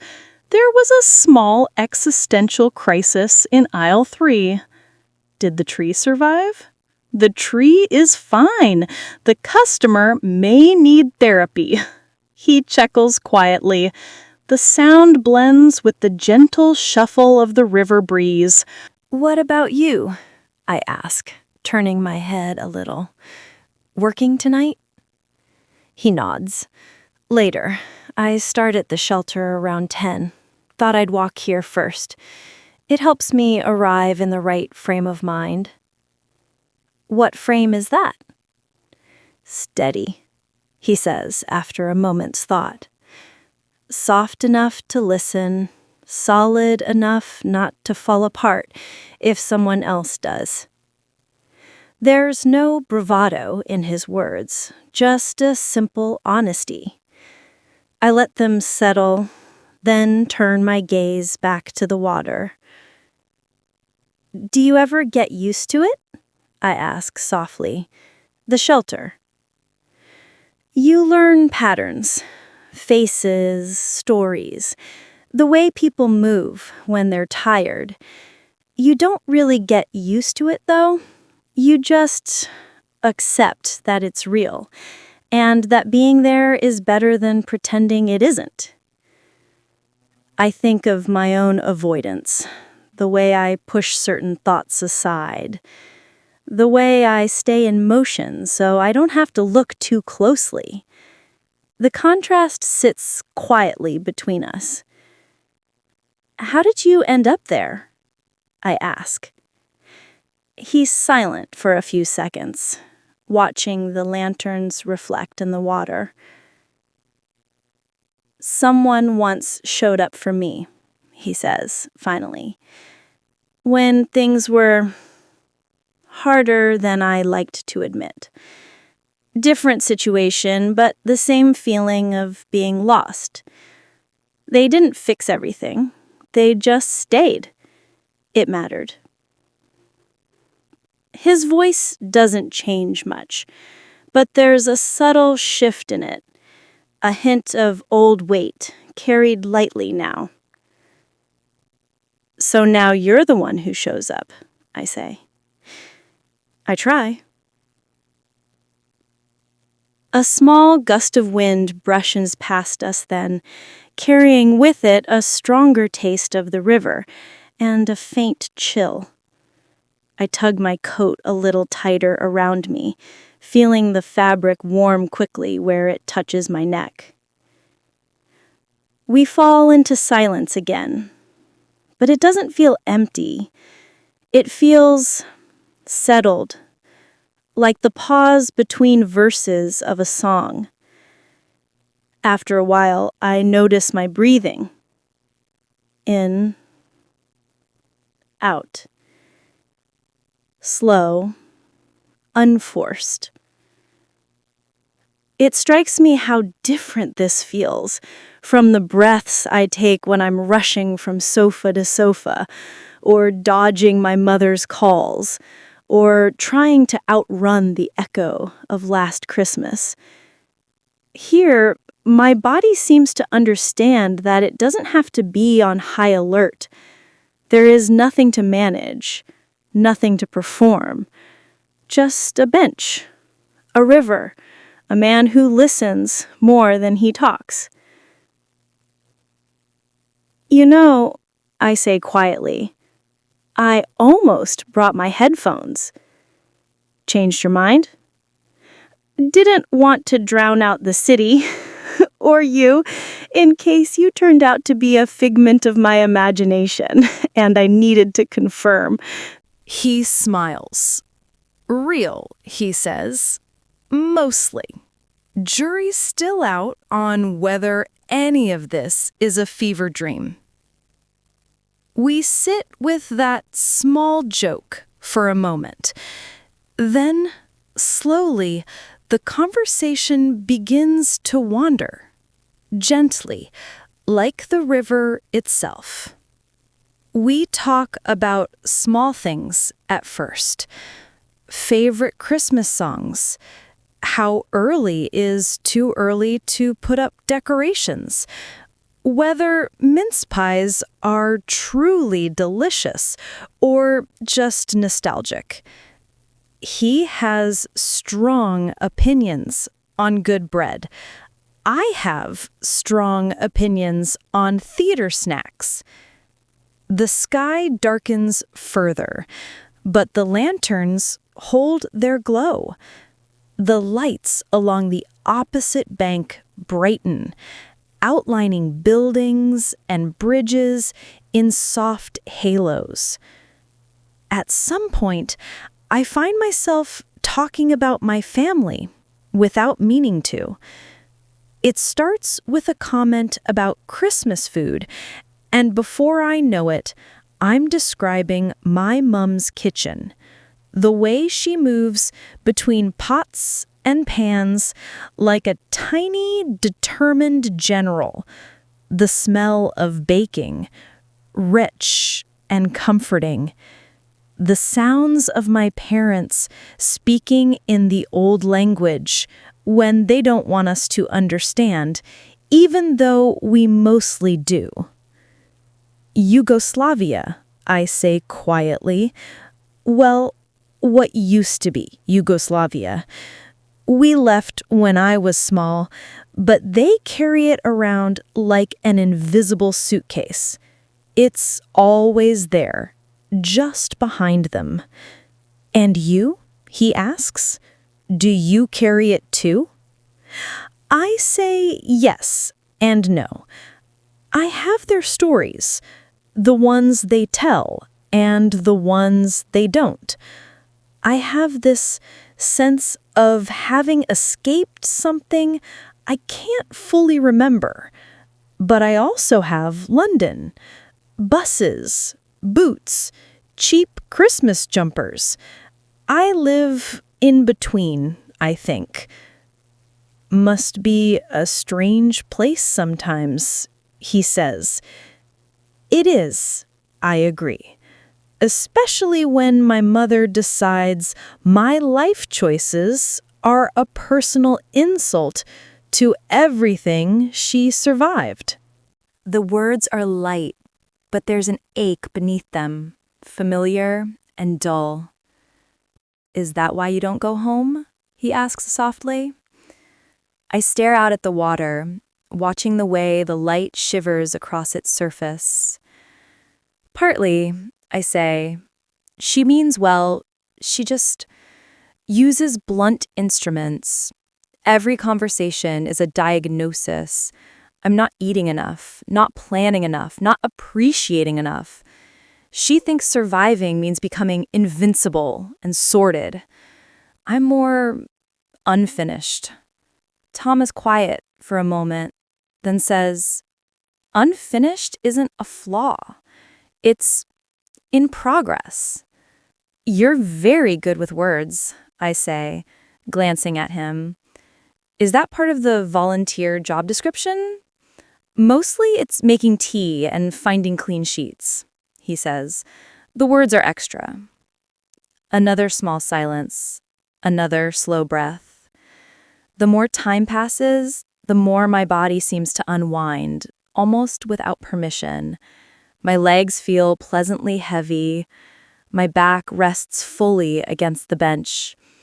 Even my jaw, so often clenched when I'm thinking about the future, feels a little looser. Can I tell you something ridiculous? I ask suddenly. Those are my favorite kinds of things, he replies. After the hospital, I made this secret promise to myself that I would not waste my second chance, that I would live big and loud and brilliantly, that every day would be meaningful. That sounds exhausting, he says gently. It is, or it was, because pretty soon I realized I had no clue what meaningful actually meant. So I just filled the space with noise. Late nights, impulse decisions, sofa to sofa. I told myself I was being spontaneous and passionate. Really, I think I was just scared of sitting still long enough to feel anything. And now, he asks, I look around. At the lanterns, at the water, at him. I'm sitting still, I say quietly. And it doesn't feel as terrifying as I expected. He doesn't smile. He just nods, as if this is an important thing I've said and doesn't need dressing up. Maybe meaningful doesn't always look like fireworks. Maybe sometimes it looks like showing up to your own life for an evening. I let that roll around inside me like a small, smooth stone. Do you ever get tired of being so calm? I ask, more curious than teasing. Absolutely, he says. I have entire internal panic concerts. I just don't always sell tickets. The image makes me laugh, soft and genuine. The sound feels good, like something loosening inside my chest. He checks the time then, glancing briefly at his watch. I should head to the shelter soon. Night shift waits for no one. I feel a flicker of disappointment, small but noticeable. I've grown used, in the space of an evening, to the particular warmth of this bench with him next to me. Do you want to walk part of the way? He asks. It's not far from here. You can turn back whenever you like. Sure, I say, standing up. I'll walk a bit. We fall into step along the path, our pace unhurried. The lanterns continue ahead of us like quiet guides. As we walk, he tells me little snippets about the shelter, not personal stories, not betrayals of confidence, just impressions. The way the room sounds just before lights out, the way that someone always tries to decorate, even with whatever scraps are available, the fierce negotiations over the TV remote.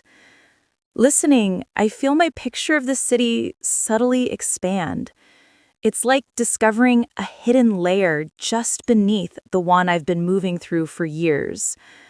I've always known these places existed, but they lived in the corners of my awareness, blurry and distant. Through his words, they sharpen into something more real, more human. We reach a quiet side street where the river path begins to give way to blocks of flats and small shops. The building he nods towards is unremarkable from the outside. Gray walls, a simple door, a couple of small windows glowing with functional light. If he didn't point it out, I might have walked past it 100 times without thinking twice. This is me, he says gently. I stop with him, looking at the door, then at him. Big night? I ask. Could be. Could be quiet. Never know. That's part of it. For a second, I'm not sure what to say. Thank you, I manage, for letting me tag along, for the lanterns, for all of this. Thank you for walking, and for not pretending you're fine when you're not. I shrug, a small, almost shy gesture. You make it surprisingly difficult to lie. Good, he answers. There's a pause. He seems like he might say something else, But then his gaze shifts slightly away, as if he's looking at a thought he isn't ready to share yet. "See you around, Kate," he says instead. "By the river? Maybe," he says, "or the snow globe." I watch him walk up to the door and ring the buzzer. After a moment, the door opens, letting out a slice of fluorescent light and a brief, muddled sound of voices. Then it closes behind him, and the building returns to its quiet, anonymous facade. I stand there for a few more seconds, breathing in the cool night air. In, out. The walk back to the river feels different, though the path is the same. The lanterns are unchanged. The water moves as it always does. But I feel altered. Not radically, not dramatically, just slightly more anchored in my own skin. When I reach the bench we'd shared, I sit down again for a moment. The wood is a little colder now, but I don't mind.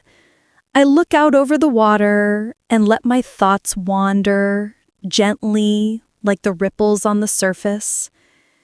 I think about couches, about my parents' kitchen, about Yuletide and its endless Christmas, about a man who spends his nights making beds and tea for people the city mostly pretends not to see.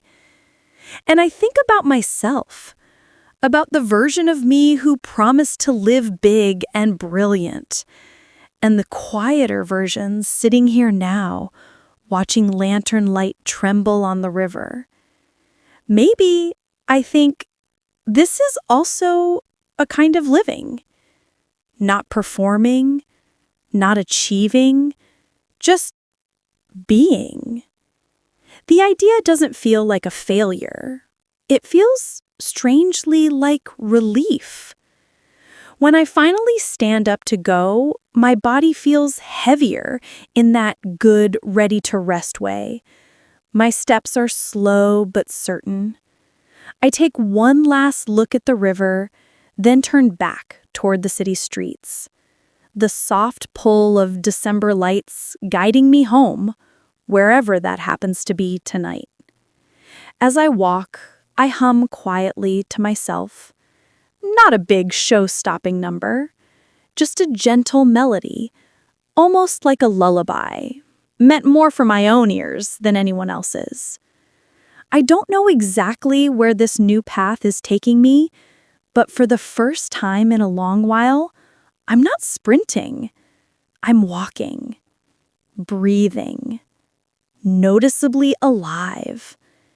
And as the night folds itself gently around me, I allow the simple thought to settle. Maybe surviving doesn't require a grand performance. Maybe sometimes it just asks you to stay. The next few days settle into a kind of gentle pattern. Yuletide in the daytime, with its steady stream of customers and its background hum of carols. Lanterns and river paths in the evenings, when I feel brave enough or tired enough to choose quiet over noise. Some nights I go straight to a friend's sofa, curling myself into the familiar dip in the cushions and letting sleep take me before my thoughts can really start. Other nights I walk by the water first, even if only for a little while, just long enough to feel my shoulders drop and my breathing deepen. Sometimes Tom is there. Sometimes he isn't. On the nights when he is, it never feels like an appointment. He's just part of the landscape now, like the lanterns, or the sound of the river, or the distant glow of the city. We talk in slow circles, about small things, mostly. The best place to stand on a bus, the way certain songs feel colder than others, childhood memories that appear without warning, like birds landing briefly on a railing. He doesn't press, he doesn't pull, he just walks beside me, listening when I talk and staying quiet when I don't. On the nights when he isn't there, I still feel him in some way, like a gentle echo. I notice things I might have missed before. The way light pools in the cracks between paving stones. The quiet dignity of an old building tucked between shinier, louder ones. The shape of my own thoughts when I let them slow down instead of chasing them ahead. It's on one of those colder evenings, when my breath hangs in the air a little longer and my fingers tingle inside my gloves, that he asks me if I want to see the shelter properly. We've just finished a walk along the river, our usual unhurried route. We're standing for a moment, watching the water move in its familiar, soft ways. He says, "I'm heading in soon," glancing at his watch. "If you'd ever like to see where I go at night, you'd be welcome to walk with me. To the door, at least." There it is again, that kind, unobtrusive offer. No pressure, no expectations, just an open door in sentence form. My first instinct is to say no. Not because I don't want to see it exactly, but because something about it feels big, real. Like stepping into a part of the city I've been carefully skirting around. "Wouldn't I be in the way?" I ask instead. "You'd be outside," he says. "Just for a minute. We don't take visitors in at night like that. Too many people, too many stories. But you could see where it is. Put a picture to the words." I think about that. I think about how easy it is to keep certain things as ideas, not places. As concepts, not doors on real streets with real people behind them. "What time do you start?" I ask. He says 10. I check the time on my phone. It's just after 9. "All right," I say slowly. "Walk me to the door." We leave the river and follow the now familiar route through quieter streets. The city feels different away from the main roads. Less neon, more dim windows, and occasional pockets of laughter spilling from small pubs. The air is colder here, edged with that dry, metallic taste that sometimes comes just before frost. I pull my scarf higher, feeling the wool scratch lightly against my chin before it softens with my warmth. We don't talk much on the way. It's not an awkward silence, just a calm one. My thoughts feel quieter than usual, as if they know they're heading somewhere that might ask them to listen. When we turn onto the street with the shelter, I recognize it from the last time I walked him there, and how anonymous it had seemed then. Tonight, it looks different. Not because the building has changed, but because I'm looking at it with intent. The shelter is in a simple, low-rise building, its walls worn but clean. 2 windows at the front glow with steady, functional light rather than anything decorative. There's a small sign by the door with the name of the place, plain black letters on a white background. Outside, there are a few people waiting, standing close to the wall or sitting on the low ledge by the entrance. Some have bags at their feet. One man has a small suitcase beside him. A woman in a long coat holds a paper cup with both hands, watching the steam curl up as if it's the most interesting thing in the world. No one is talking loudly.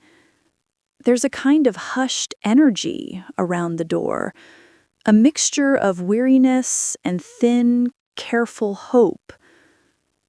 I hesitate at the corner of the street, suddenly hyper-aware of my elf green scarf and my boots that don't let any water in, and the safe transience of my couch surfing life.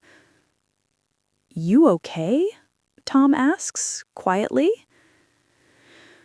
I feel very privileged and very inappropriate at the same time, I admit under my breath. "That's an honest reaction," he says. "You're not here to stare, just to understand a little better. That can be respectful, too." We walk closer, slow and unhurried. No one looks at us for long. We are just two more figures moving through the night. As we approach the entrance, a man with a lined face and a woolen hat nods at Tom. "All right, mate?" he says.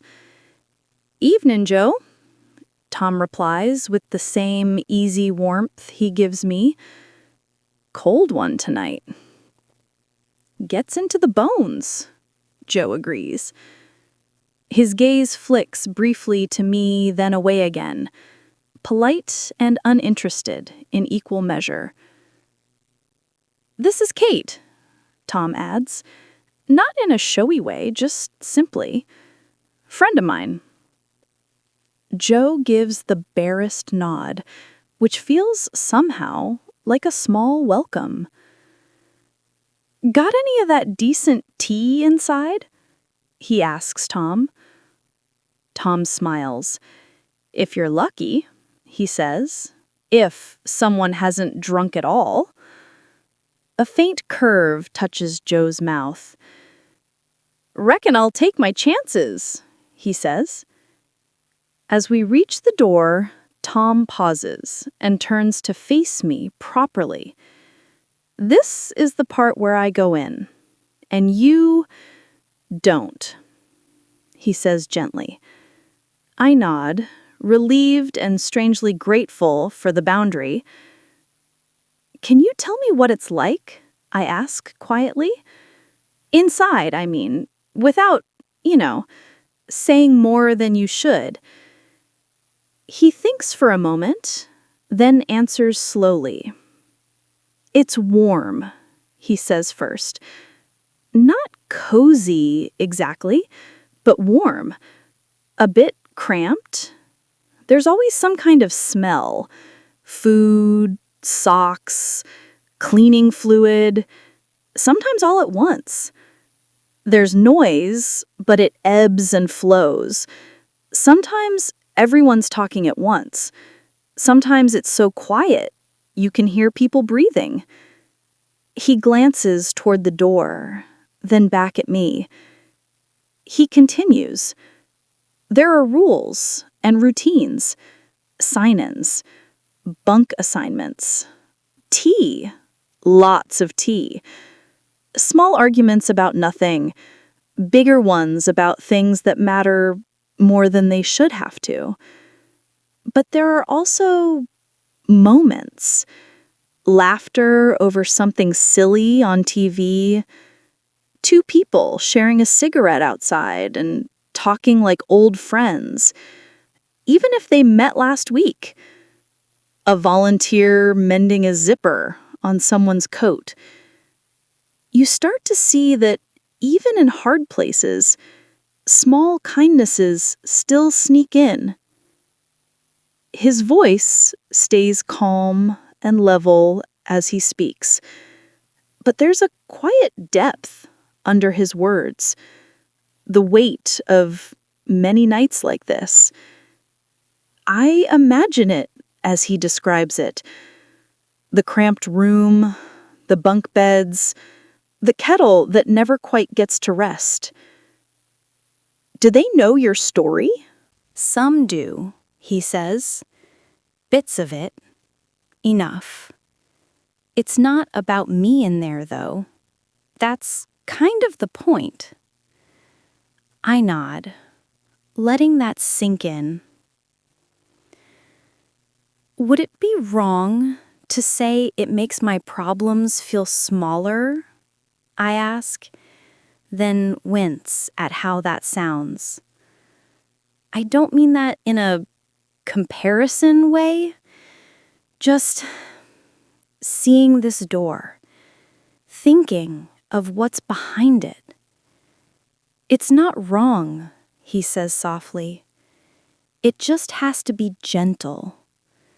Your pain doesn't disappear because someone else is also hurting. But sometimes seeing the bigger picture can make it less sharp. We both go quiet again. A light above the door hums softly, drawing a small halo on the pavement. Why did you want me to see it? I ask after a moment. He looks at me then, really looks, his gaze steady and open. Because you keep telling yourself you're failing at life, he says quietly. And I wanted you to see, just a little, that you're not on the edge of nothing. You have people, options, rooms that would take you in tomorrow if you asked. Your story is messy, yes, but it's not the kind of lost that leaves you standing outside doors like this with nowhere else to go. The words land with a strange combination of comfort and sadness. Comfort because he's right. Sadness because there are people here whose stories are much harder than mine. I don't know what to do with that, I admit. You don't have to do anything with it right now, he says. Just know it. Let it be part of the truth you carry. One of the shelter staff appears at the door then, keys jangling. She unlocks it, calling out names in a practiced, steady tone. People begin to move forward in a loose, patient line. Tom shifts his weight slightly, ready to go in. His whole posture changes in a subtle way, more grounded, more focused, like he's stepping into a role that costs something, but gives him something too. I should get inside, he says. Okay, I reply. I'll head back. Kate, he says, just as I start to turn. Yes? You're allowed to rest, he says very gently. Even if other people have it harder, even if you haven't figured everything out yet, you're still allowed to rest. The words are simple, but they slide into a place inside me I didn't realize was waiting for them. Okay, I say again, but it means something different this time. He gives me one more small, steady nod, then turns and steps through the door, blending into the warm light and the low murmur of voices inside. The door closes behind him with a quiet click. I stand there for a few moments longer, breathing in the cold night air. In, out. The street feels different now. No longer just somewhere between one place and another, but a line on a map where many stories briefly meet. When I finally turn and walk away, my steps are slower than before. Each one feels like it's carrying a little more weight, but not in a crushing way, more like I've picked up a small, important stone and put it in my pocket. On the way back toward the river, I pass a bus stop where two people are huddled together on a bench under a thin blanket. Their heads are bent toward each other, talking quietly. One of them laughs at something, a quick, bright sound. I don't stare. I don't look away too fast either. I just notice. And as I walk by, I send a small, silent wish in their direction. Warmth. Safety. Something hot to drink. By the time I reach the lanterns again, the night has deepened. The river looks darker, but the reflections on its surface are somehow brighter, as if the city has turned up the lights in response.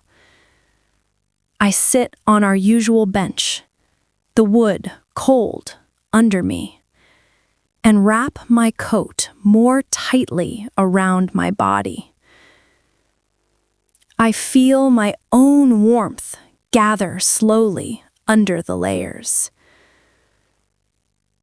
For a while, I just sit there with my eyes half closed, listening to the quiet sounds, the soft rush of water, the distant echo of laughter from a nearby bar, the gentle creak of a boat adjusting its weight against its ropes. My thoughts drift, but they're not racing.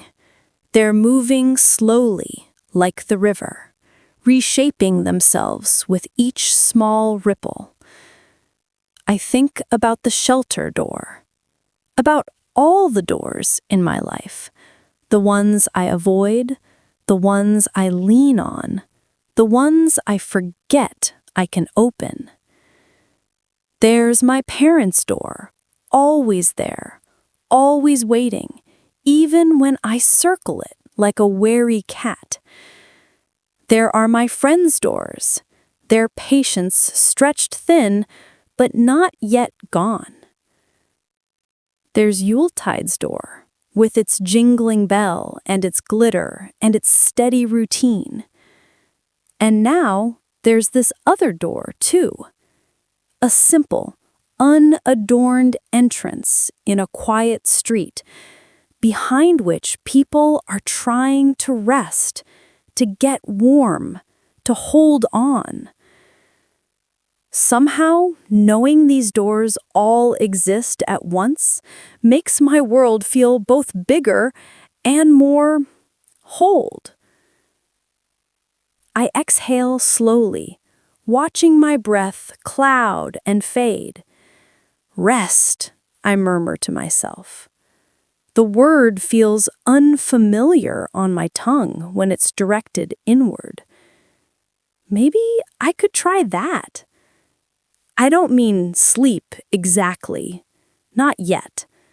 I mean a different way of being with myself.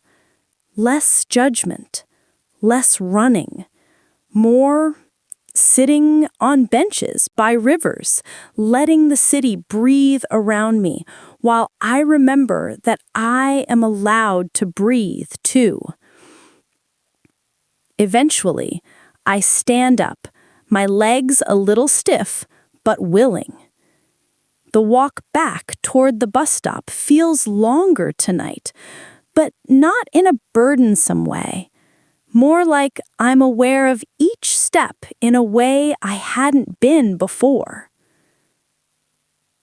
When I finally sink into a seat on the bus, I rest my head lightly against the cool window. The city slides past in its usual blur of lights and shadows, but I watch it with softer eyes. People getting on and off, windows glowing with the quiet lives inside them, pavements with wet patches that catch the light like tiny passing stars. By the time I reach Lena's, The bone-deep tiredness has settled into me in a kinder way. Not sharp, not frantic, just there. Inside, the flat is dim and still. I move quietly, unfolding the blanket on the sofa, placing my things neatly at one end. My body feels heavy in that good sinking way.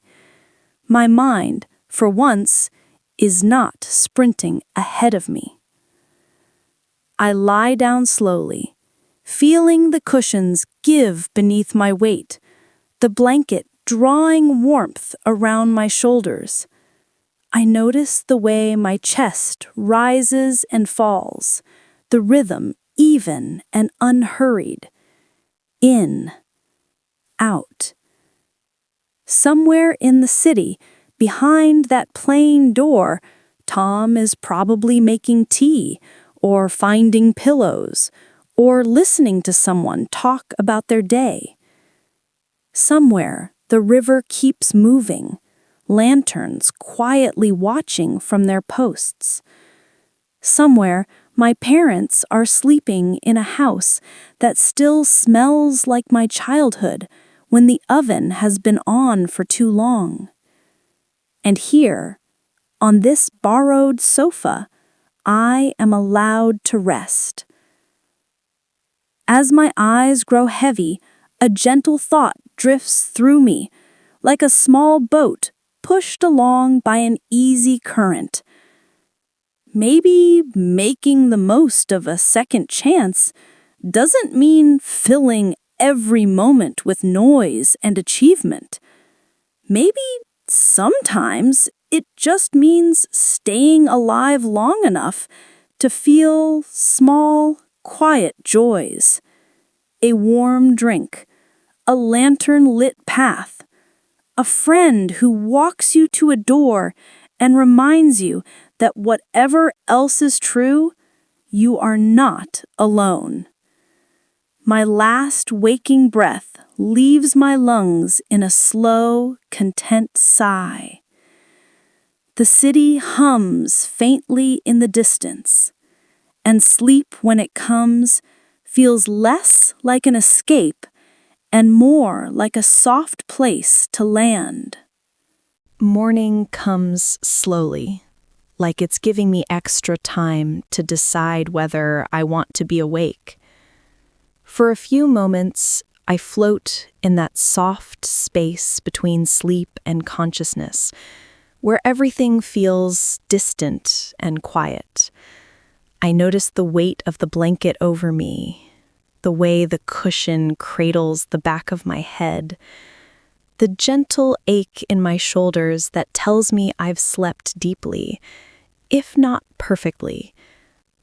I take a slow breath in, hold it for a second, let it out. Nothing hurts urgently, nothing demands my attention. The silence in the flat is calm rather than lonely. It takes me a moment to remember where I am.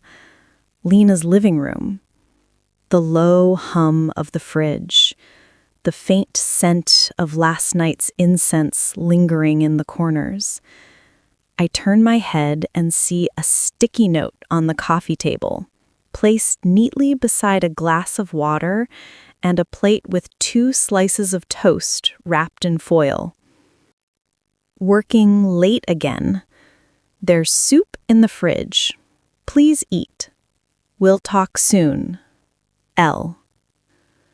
The please lingers in my chest, warm and a little heavy. People keep leaving small, practical kindnesses in my path. Notes, tea, a place to sleep. And I'm only just starting to realize how much they've been holding me up. I sit up slowly, rubbing the sleep from my eyes. My body feels heavier than usual, but in a grounding way, as if I exist more fully in my own skin. I unwrap the toast and take a bite.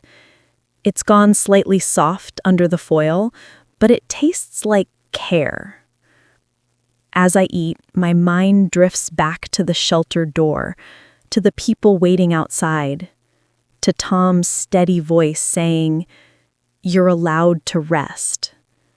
The words circle gently in the back of my mind, like lanterns bobbing on slow water. At Yuletide, the day unfolds in a familiar pattern, but I move through it differently. The shop is busy, busier than usual. The closer Christmas creeps, the more people seem to move like they're racing an invisible clock. They rush in, eyes full of lists.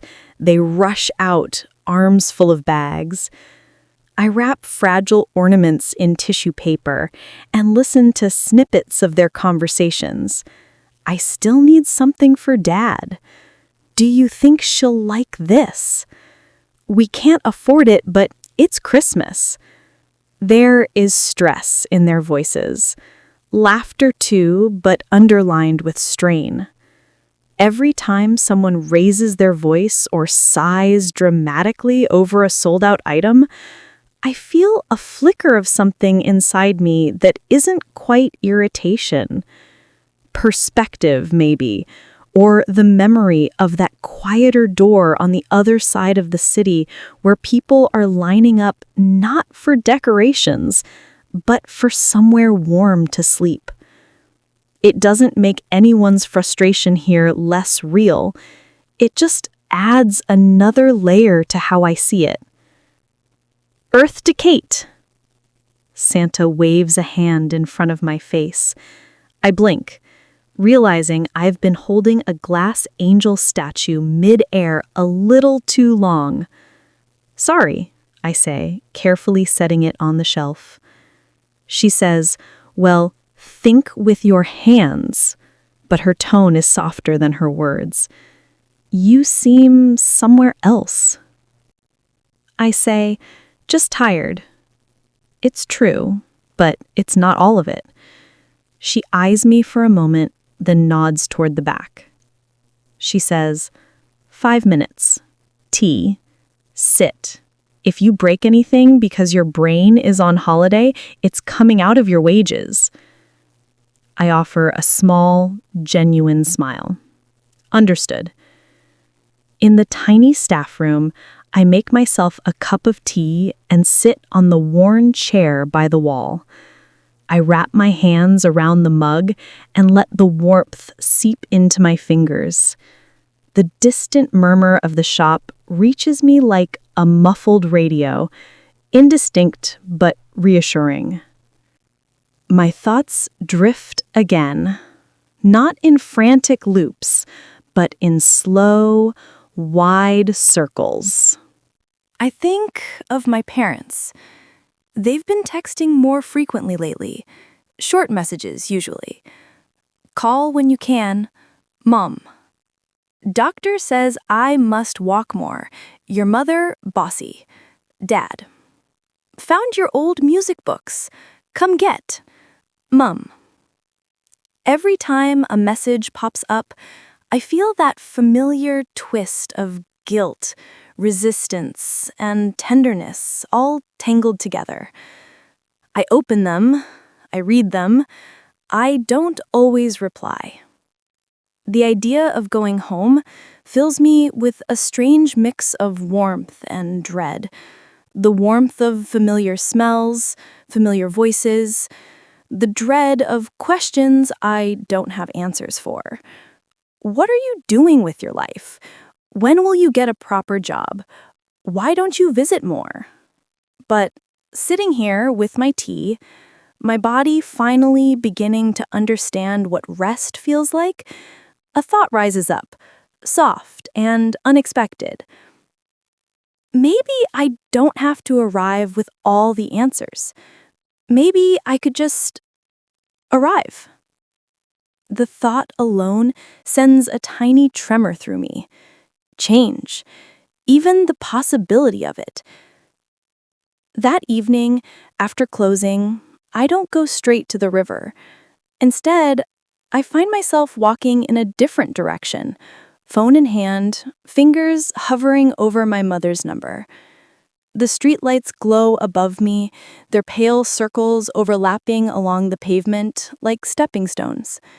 People pass by in small clusters, friends, couples, solitary figures in thick coats. I inhale slowly, feeling the cool air in my nose. Exhale, letting the breath leave me in a steady stream. Then, before I can talk myself out of it, I press the call button. The ringing feels longer than it probably is. I listen to each tone as if it's counting down to something irreversible. Hello? My mother's voice is exactly as I remember it, sharp at the edges, but with a softness underneath, like a knife wrapped in cotton. Hi, Mom, I say, my voice smaller than I'd like. It's me.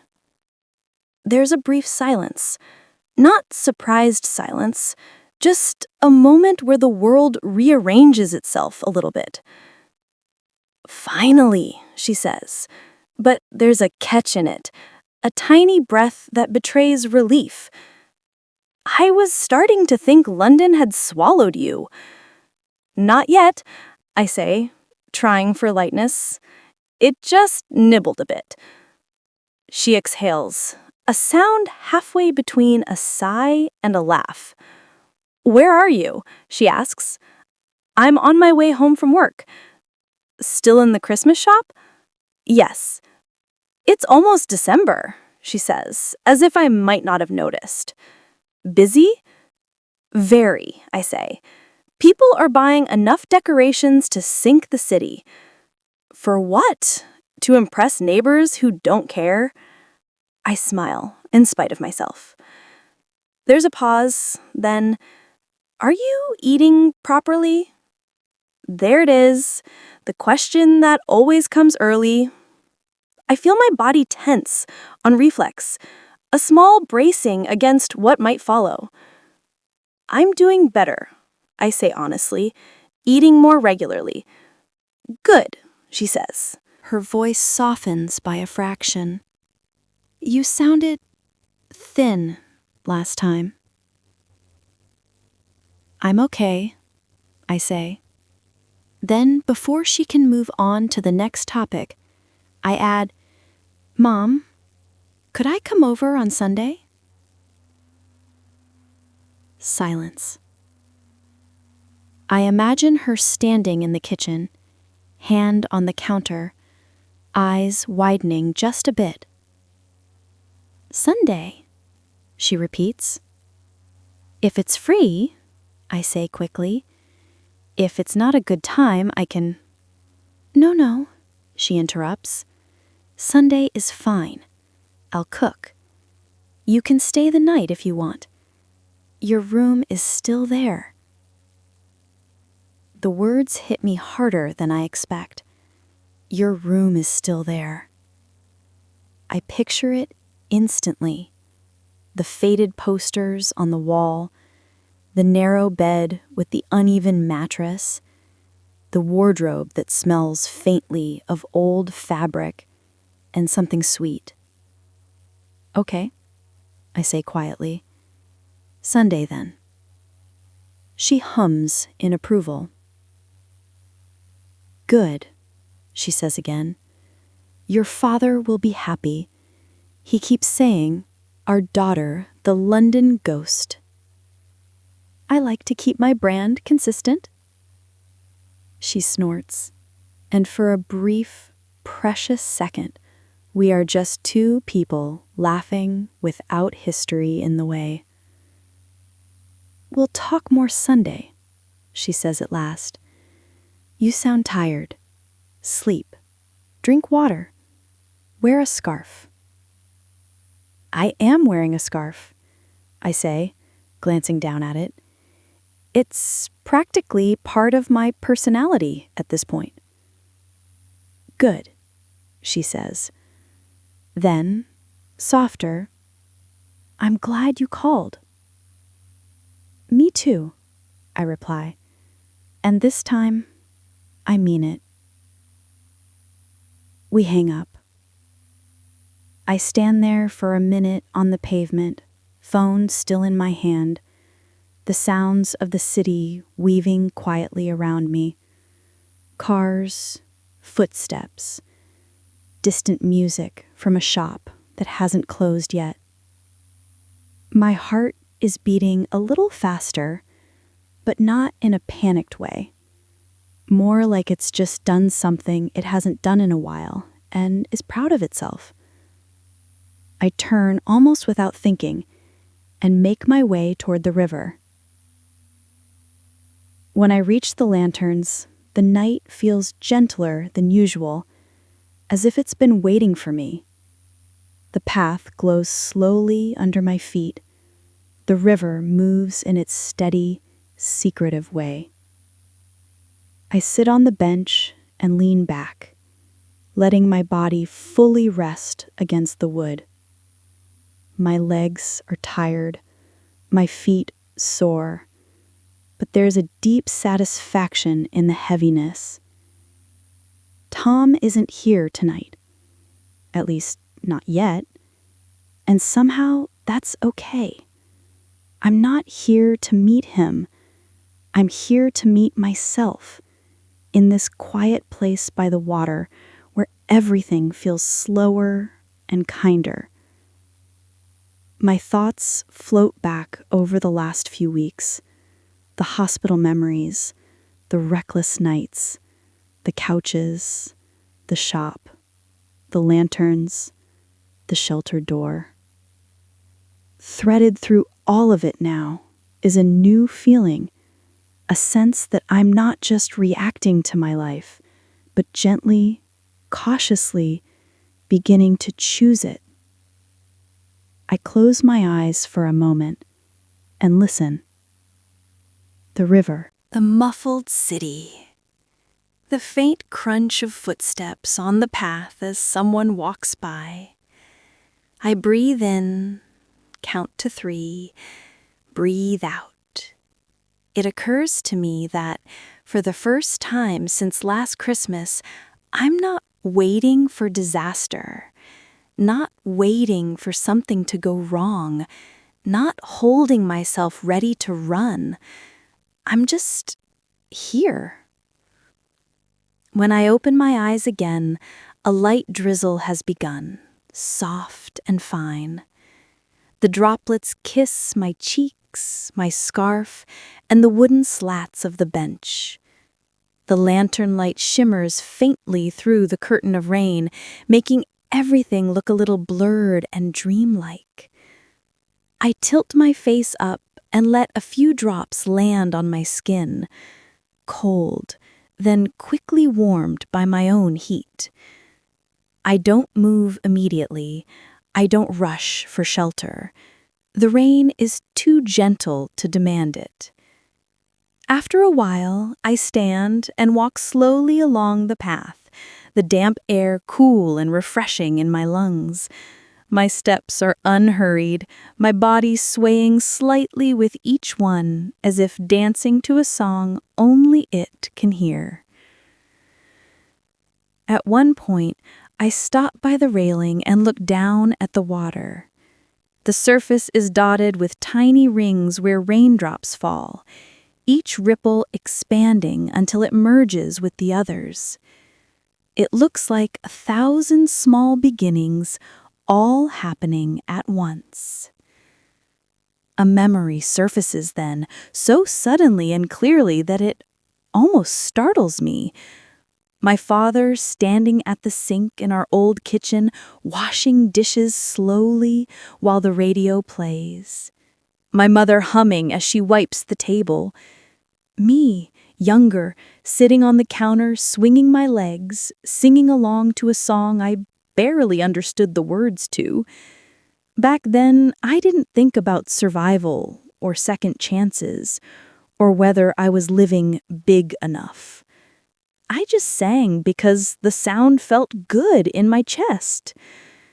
Standing here by the river, with the city moving softly around me and the drizzle cooling my face, I feel a small, unexpected urge to sing again. Not loudly, not for anyone else, just a simple melody under my breath.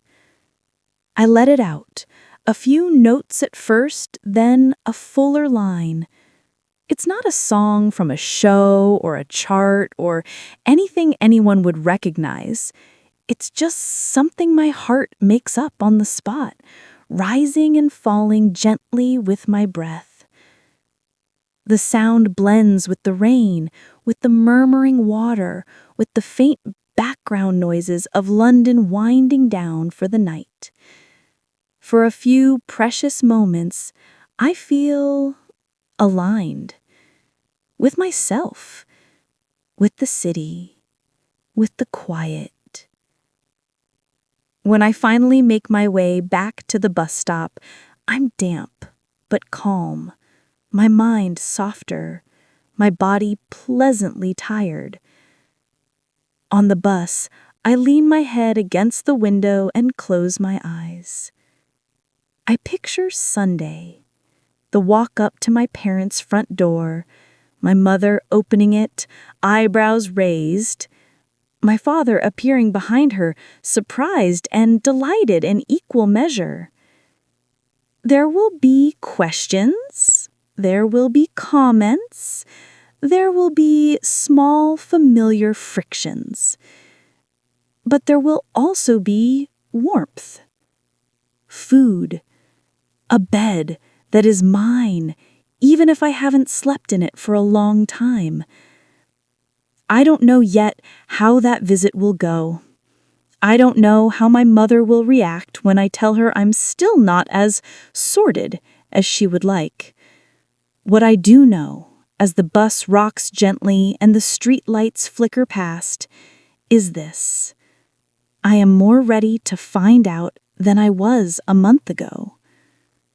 Tom once said I was mid-chapter. Sitting here now, half dozing on a bus through a wintry London night, I realize that being mid-chapter is not a failing. It's just a place, a moment, a point on a journey where you haven't yet seen how everything will fit together, but you're still moving, still breathing, still showing up. When I reach Lena's and settle back onto the sofa, the cushions feel familiar under me, but I feel different on top of them. Less like a runaway, more like a traveler who has just taken a small, important step toward home. I pull the blanket up to my chin, close my eyes, and let my body sink fully into the softness. As sleep begins to wrap itself around me, I think of small lights, lanterns by the river, the glow from the shelter windows, the warm squares of my parents' house shining out into the dark. And somewhere among them, quieter but no less real, the little light flickering gently in my own chest. Not a spotlight, not a firework, just a steady, patient glow. For tonight, that is more than enough.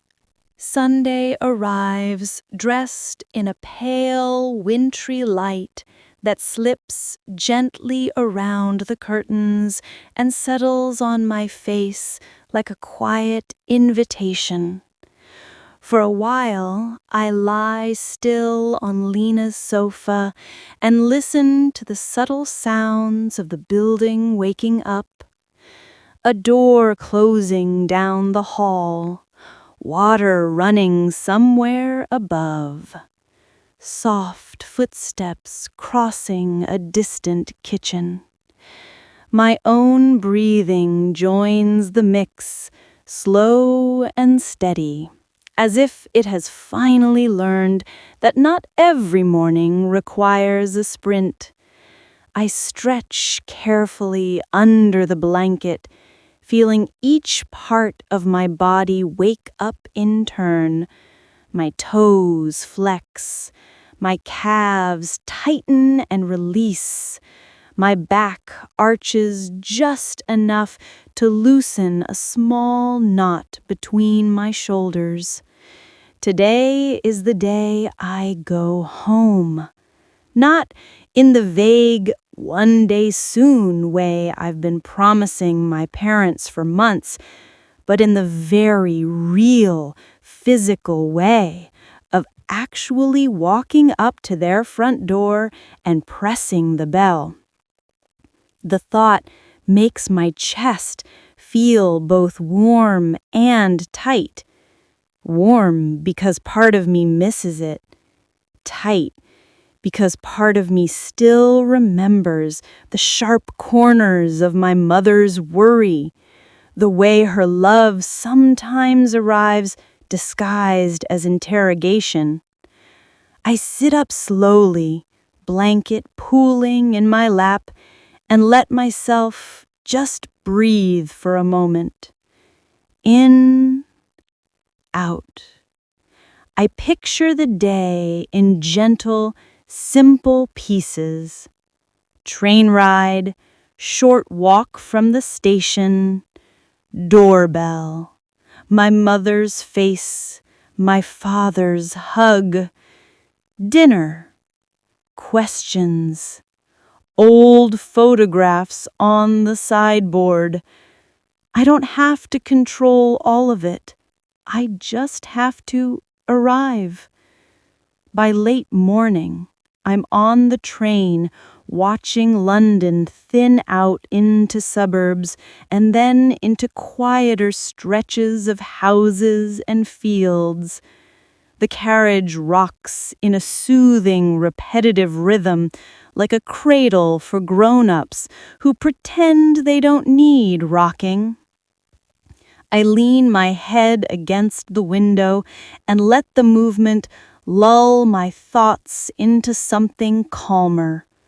Outside, trees stripped of leaves reach bare branches toward a pale sky. Back gardens flash by in quick glimpses, trampolines, sheds, washing lines with clothes hanging stubbornly in the cold. My phone buzzes once. Mum, chicken in oven, come hungry. A small smile tugs at my mouth. Some things never change. When I step off the train, the air feels different, less busy, more open. The station is smaller than the ones I've grown used to, its ticket machines humming quietly in a space that smells faintly of old coffee and railway dust. The walk to my parents' house is short enough to do on autopilot. My feet still seem to know the way, even if I've been avoiding it. Terraced houses line the street, each one a variation on the same theme. Some have small twinkling lights in their front windows, early attempts at Christmas cheer. Others have simple wreaths on the doors. A few do nothing at all, waiting perhaps for December to feel more real. I slow down as I approach my parents' house, the familiar brickwork coming into view like a memory made solid. The front garden is neat in the way my mother likes. No wild plants, just trimmed bushes and a couple of stubborn flowers in pots by the steps.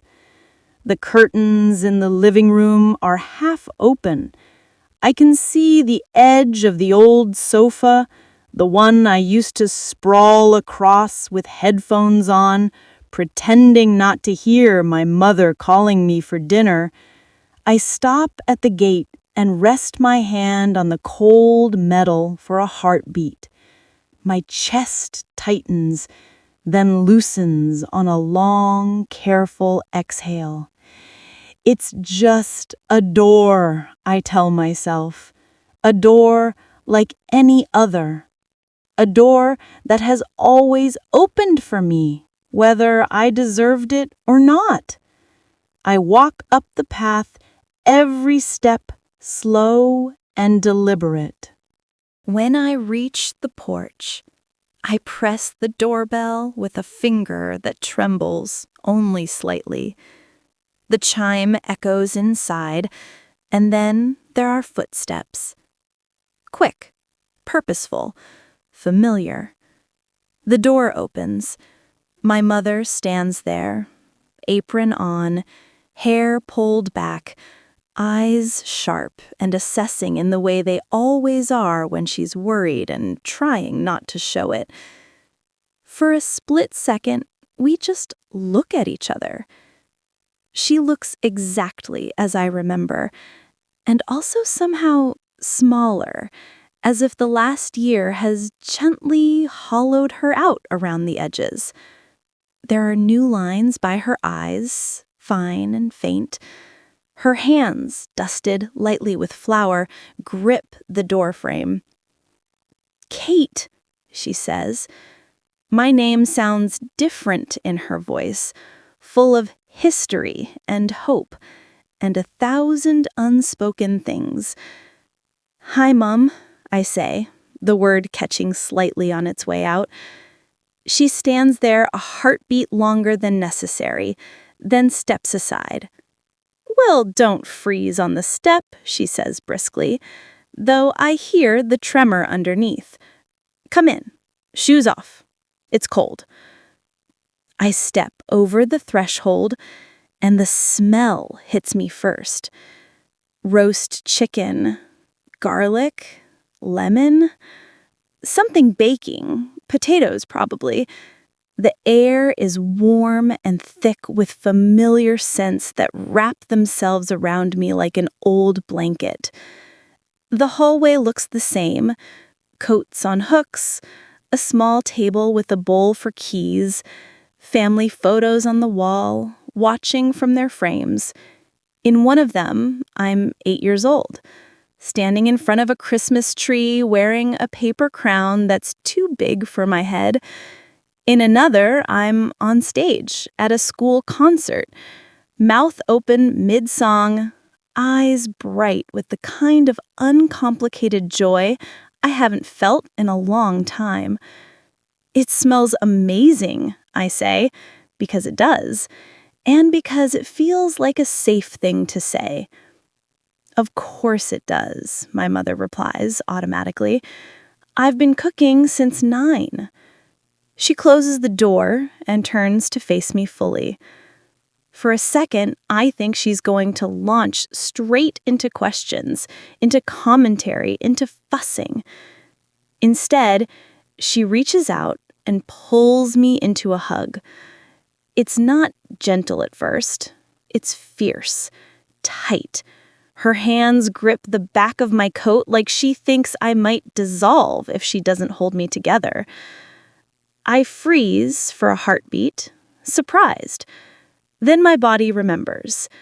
My arms come up around her, and I let myself lean into it, just a little. "You're too thin," she mumbles into my shoulder. "You're always too thin."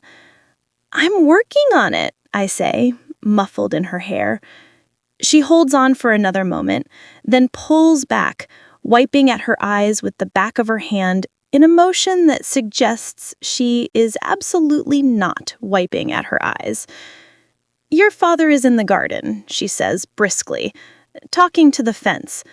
Go say hello before he thinks you are a postman and has a heart attack. I slip off my shoes and walk through the narrow hallway, past the living room where the old sofa waits, past the stairs that lead up to my room, and into the kitchen. The kitchen is chaos in the way only my mother's kitchen can be. Controlled, functional chaos. Pots on the hob, steam from a pan of potatoes, an oven door slightly ajar, releasing waves of fragrant heat. Everything is familiar, down to the way the light hits the chipped tile near the sink. I glance out the back door, and there he is, my father, wearing an old jumper and a hat that doesn't suit him but keeps his ears warm. He's standing near the fence, inspecting a section of it as if it might confess its secrets if he stares long enough. I tap on the glass and open the door. "Talking to the fence again?" I say. He turns, squinting for a moment, as if he can't quite believe what he's seeing. Then his face breaks into a smile so wide it softens every line. "There she is," he says, arms opening even before he's fully reached me. His hug is different from my mother's, less intense, more encompassing. He wraps me up gently like he's afraid of crushing me and pats my back in small, steady circles. "You took your time," he says into my hair, but there's no accusation in it, only relief. "I got a bit lost," I murmur, finding my way back. He leans back and looks at me properly, his eyes kind and a little shiny.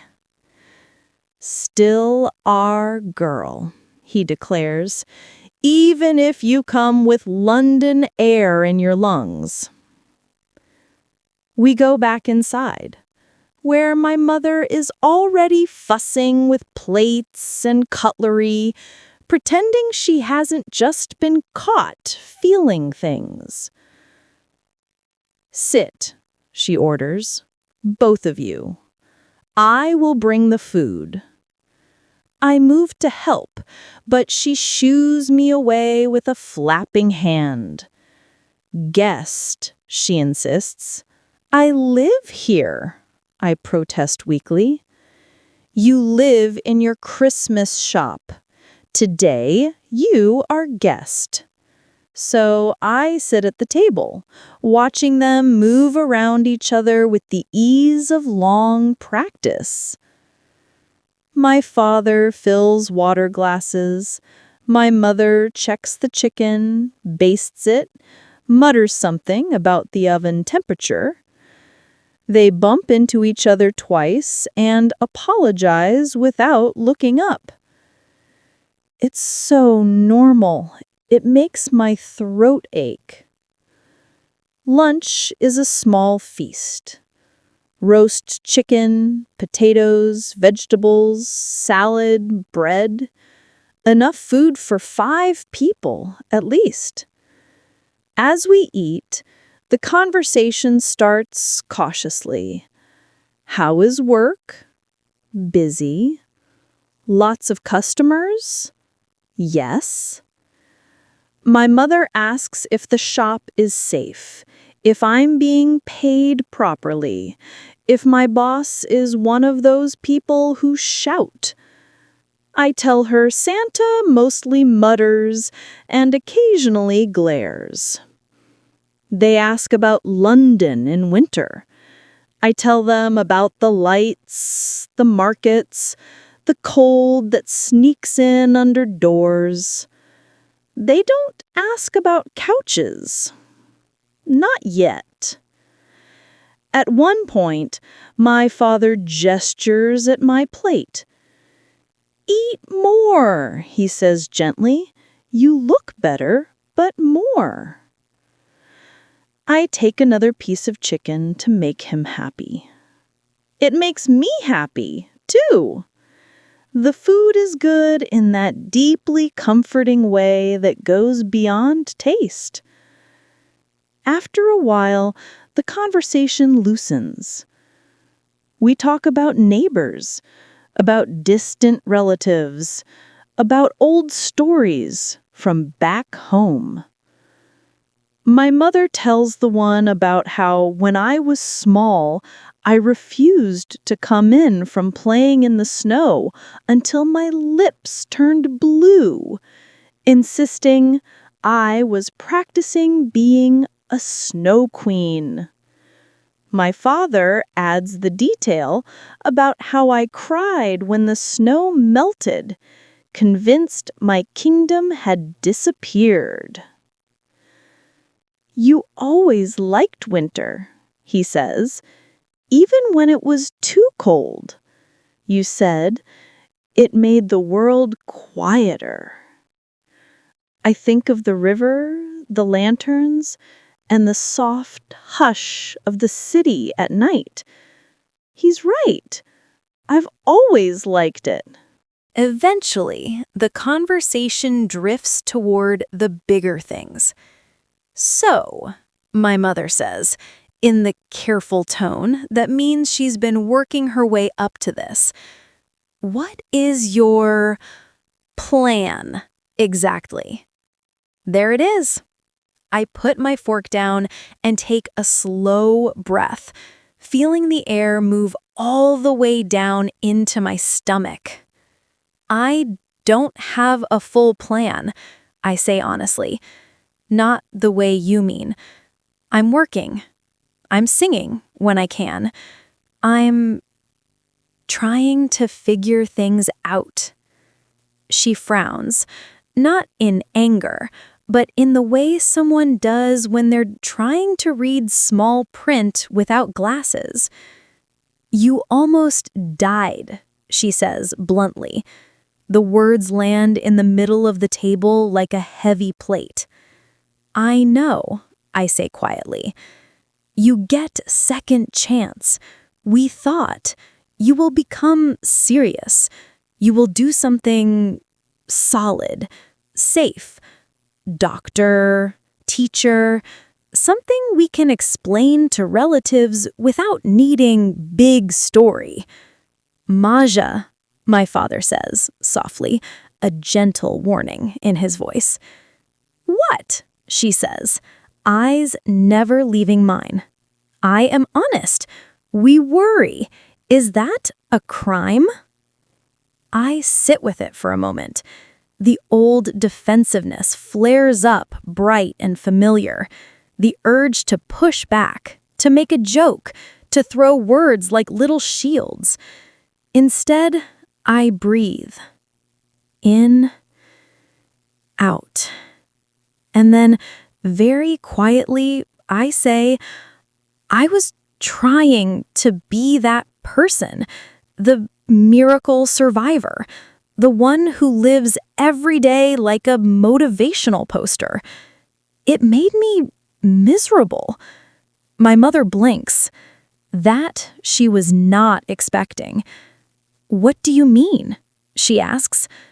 I thought surviving meant I had to be brilliant all the time, to justify it, to prove it wasn't wasted. So I kept running, doing stupid things, refusing to rest, pretending I had everything under control when I didn't.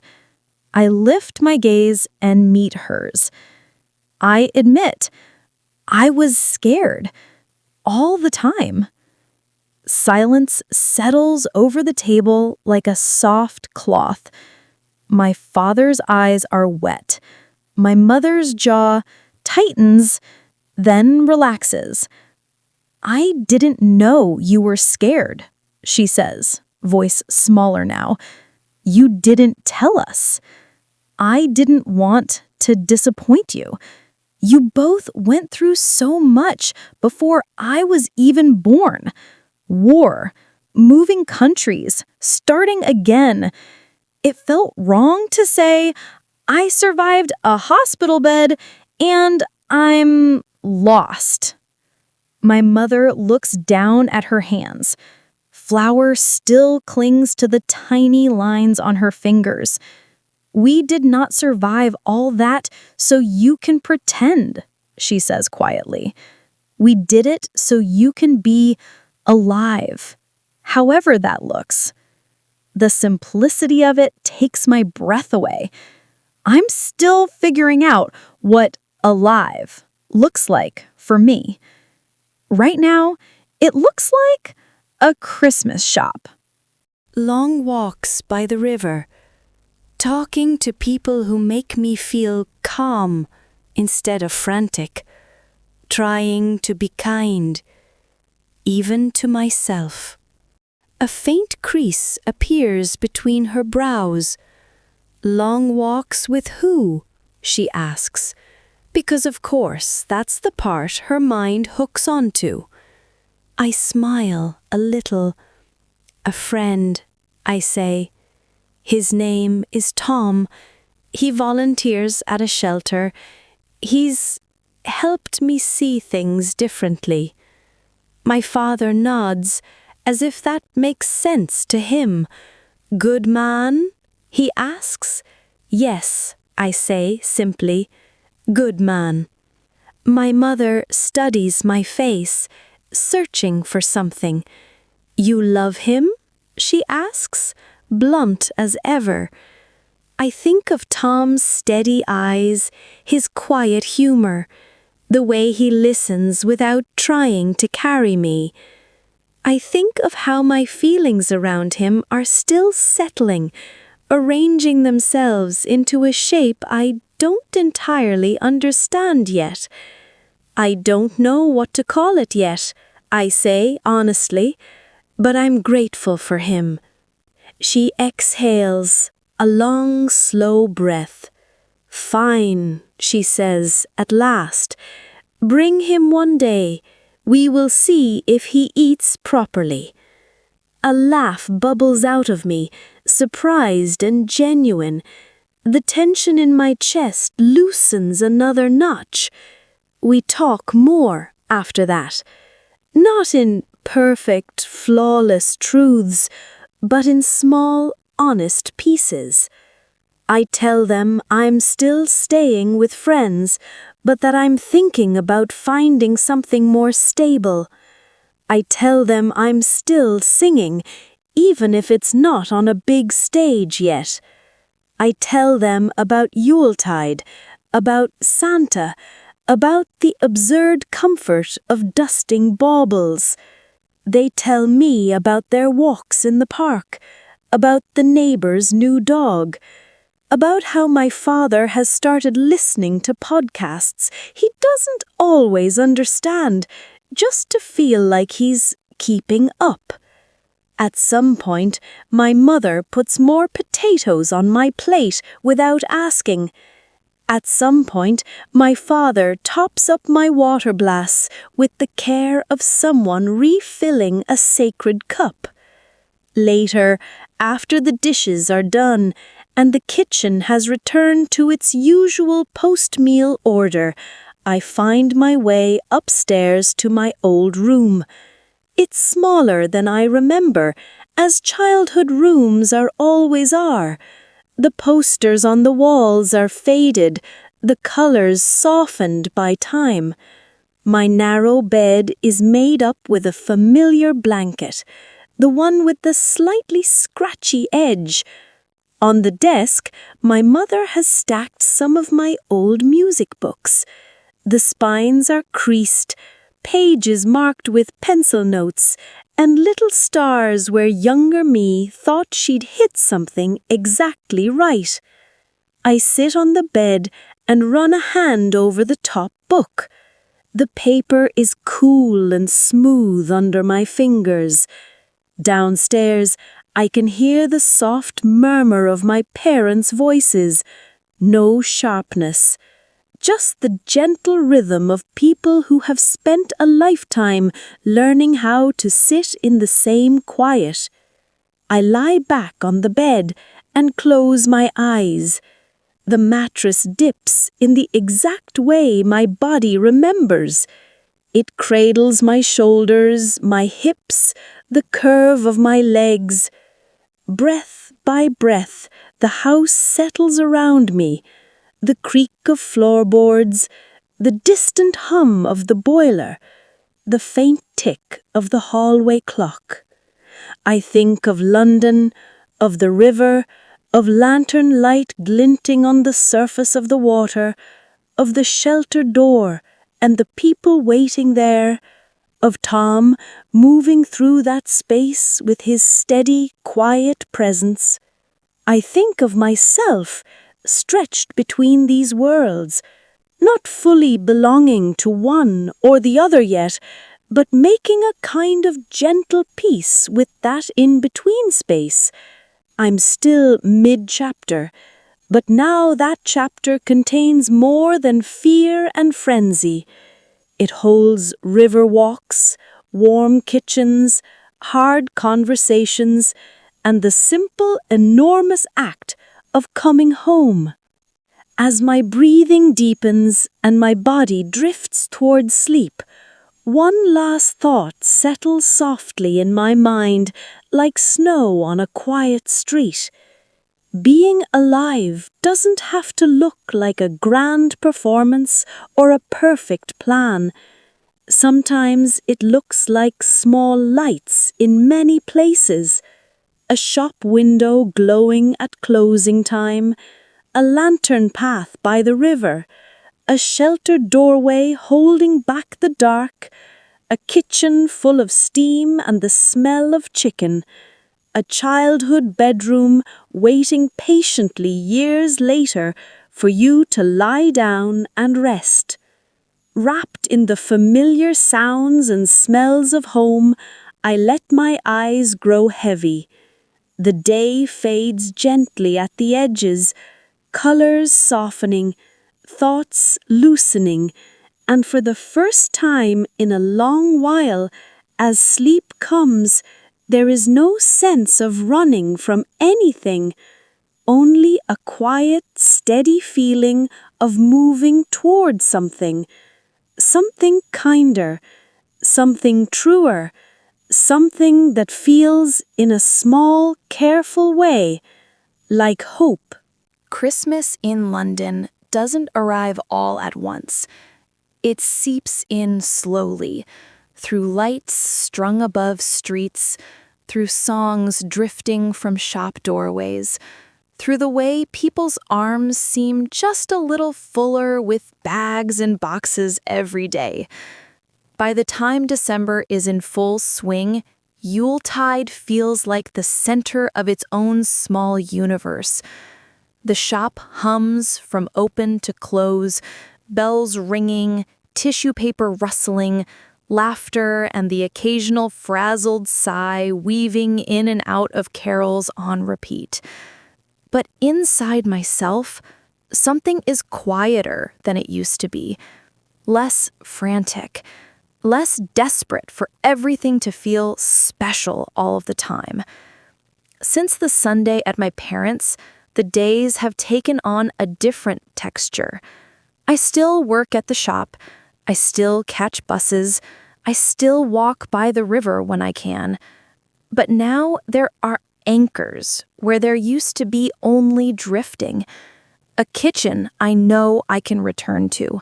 A room where my old music books wait.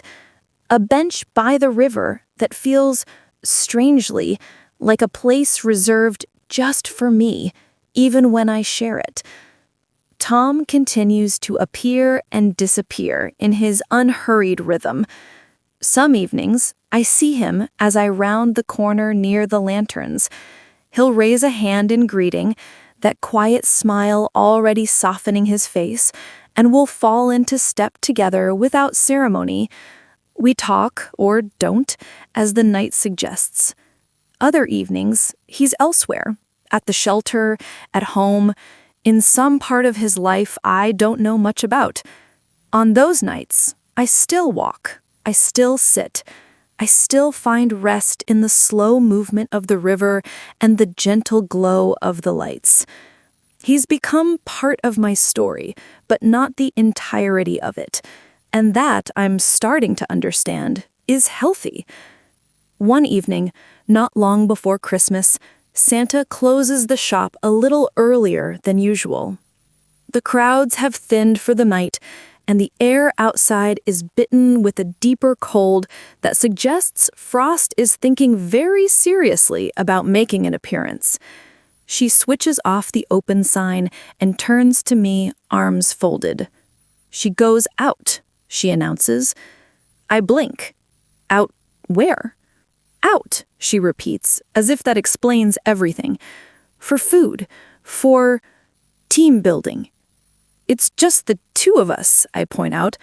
Then we are a very small team, all the more reason to build. We end up in a small, cozy place just off a side street.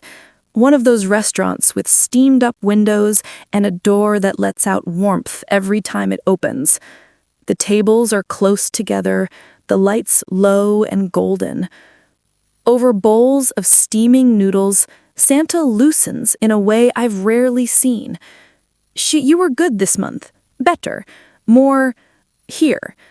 I twirl noodles around my chopsticks and smile faintly. Thank you, almighty Santa. She rolls her eyes. I almost fired you, back in spring. You were like, how you say, sparkler. All light, then gone. No staying. I know, I say quietly.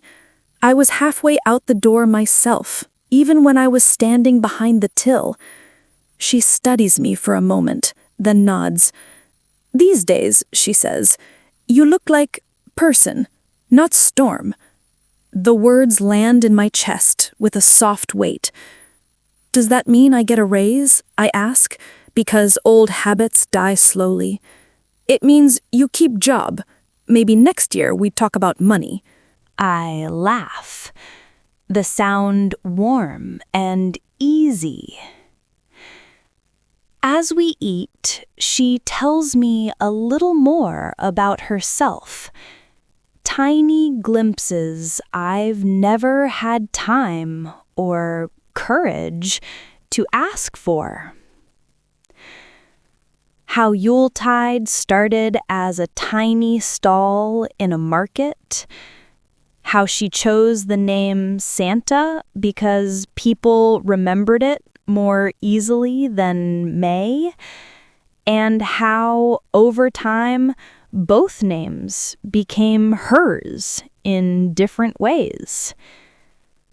How she once worked 3 jobs at once and swore that if she ever had a business of her own, she'd treat her staff like humans, not machines. She says, bluntly, but not cruelly. But I remember the girl who used to dance when she thought no one was watching. The one who made sugar snow on the counter after closing. I wait for her to come back. I look down at my bowl, watching the steam curl and disappear. I say softly, maybe she is, just slowly. She doesn't press. She just nods like that is perfectly acceptable. Later that night, after we part ways outside the tube station, I walk to the river again.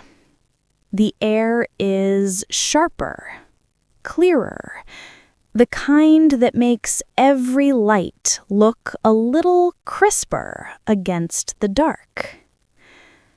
The lanterns are there, as always, their glow steady and patient.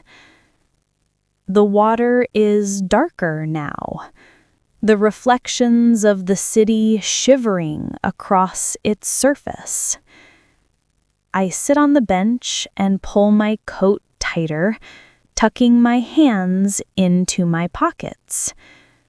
My breath rises in small clouds, then dissolves into the night. I don't know if Tom will be here tonight. I don't mind either way.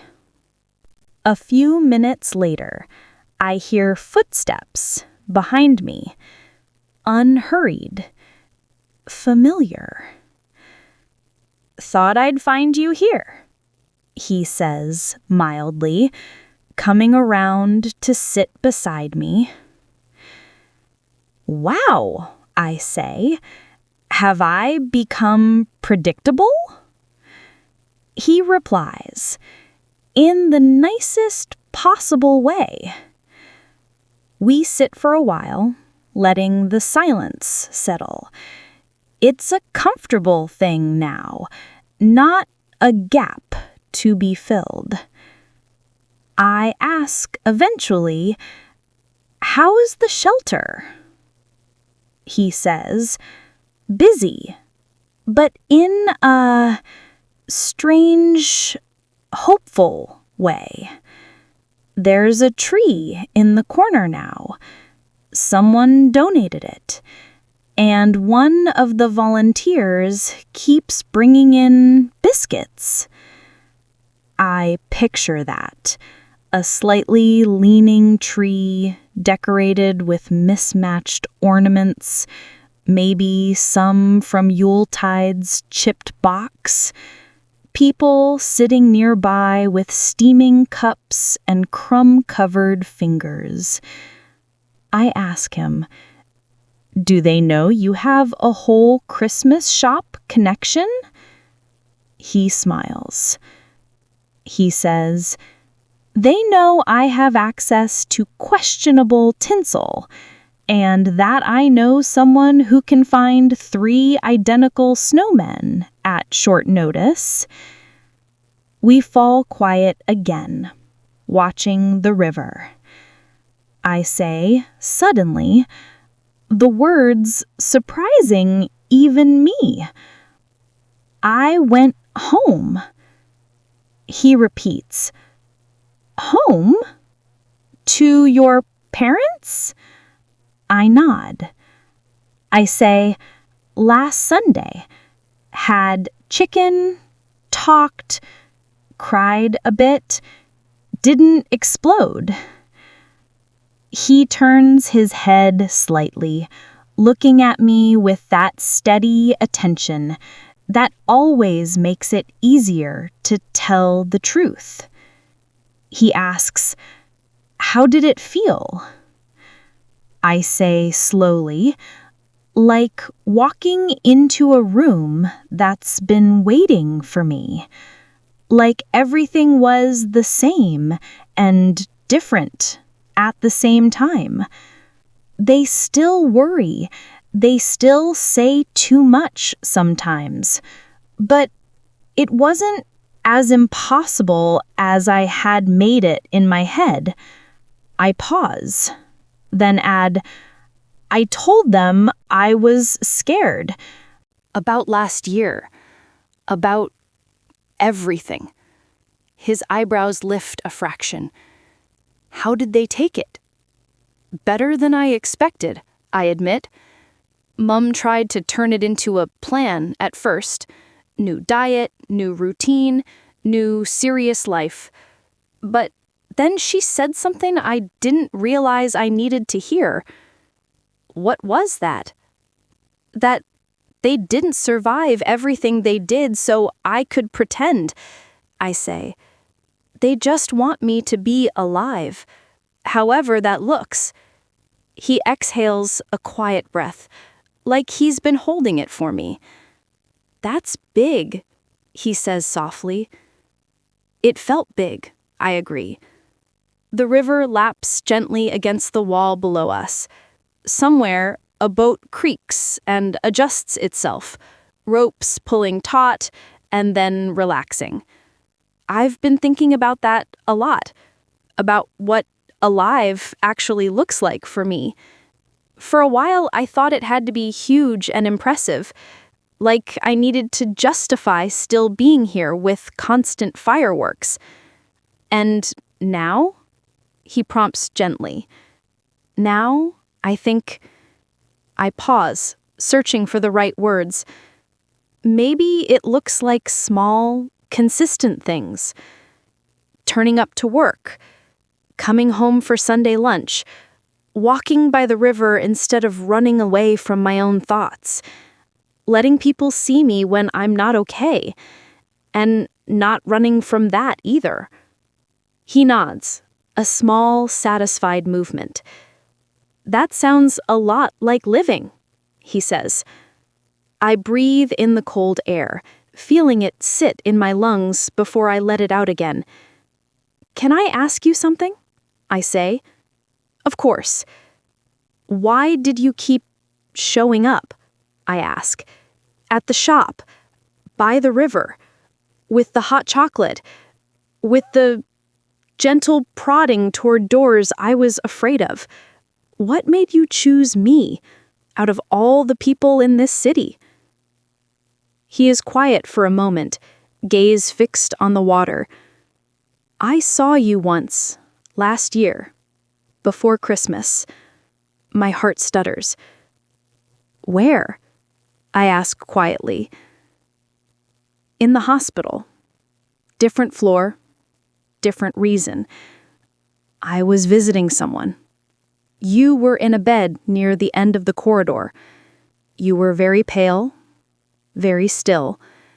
Your mother was outside your room, arguing with a doctor in a mixture of English and something else.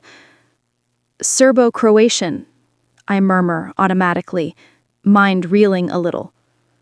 Maybe, he says. I just remember the sound of it, sharp and scared. Your father was sitting nearby, staring at the floor like if he looked up, everything would disappear. My throat tightens. Memories flicker. The beeping machines, the Christmas carol drifting from a TV down the hall, the artificial tree at the nurse's station. I remember the corridor, I say softly. I don't remember seeing you. You didn't. You were asleep, or somewhere between. He exhales, watching the breath cloud in front of him. The person I was visiting, he continues, didn't make it. Different story, different ending. I walked past your door a few times that week. I noticed the way your parents looked at you, as if you were already half gone and half clung to.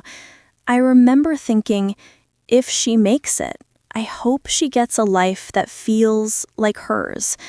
Not just a life she endures because everyone else thinks she should be grateful.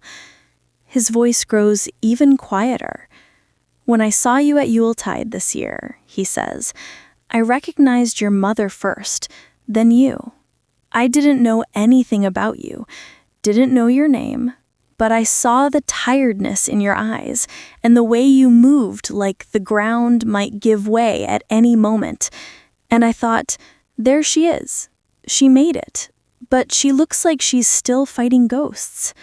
I swallow hard, eyes stinging. So you decided to fix me? I say, but there's no real accusation in it. He shakes his head. No, he says. I decided to be present, to offer small things, a walk, a drink, a question, a doorway. Not because I knew what you needed, but because sometimes, after a near miss, people don't need grand interventions. They need someone who isn't afraid of their story, someone who doesn't demand they be miraculous all the time. The tears come then, not as a dramatic flood, but as a steady, quiet overflow. They slip down my cheeks in the cold air, warm tracks quickly cooled by the night.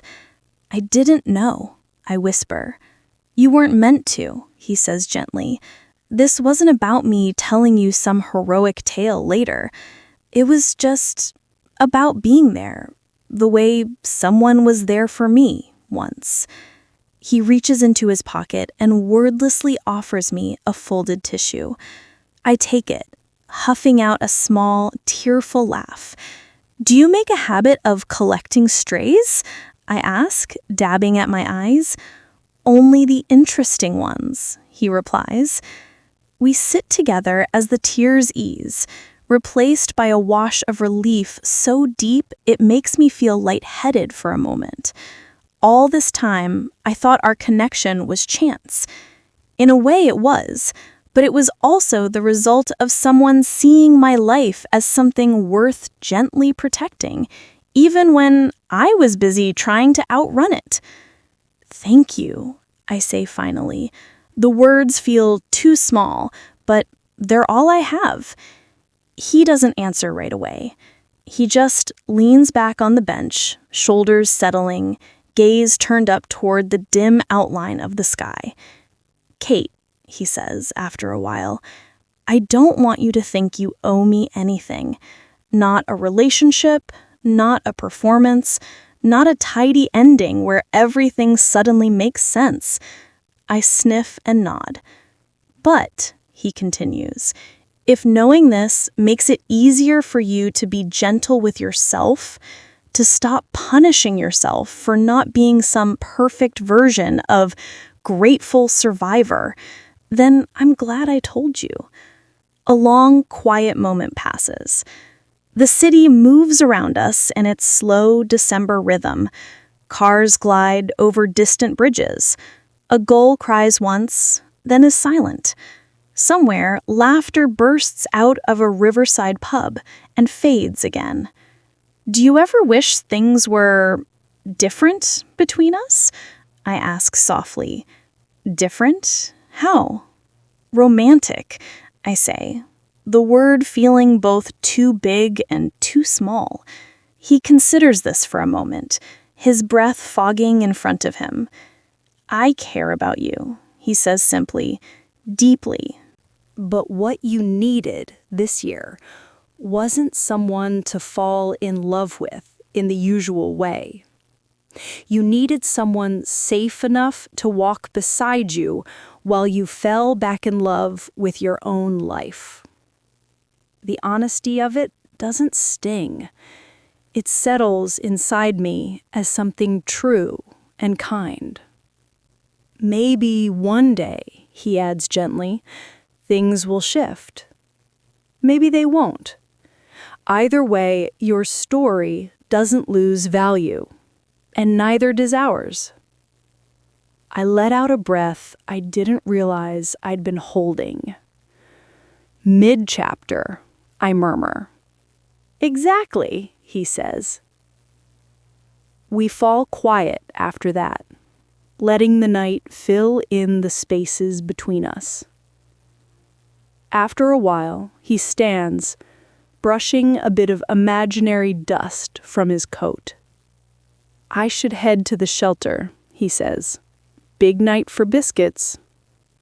I stand too, shoulders relaxed, scarf snug around my neck.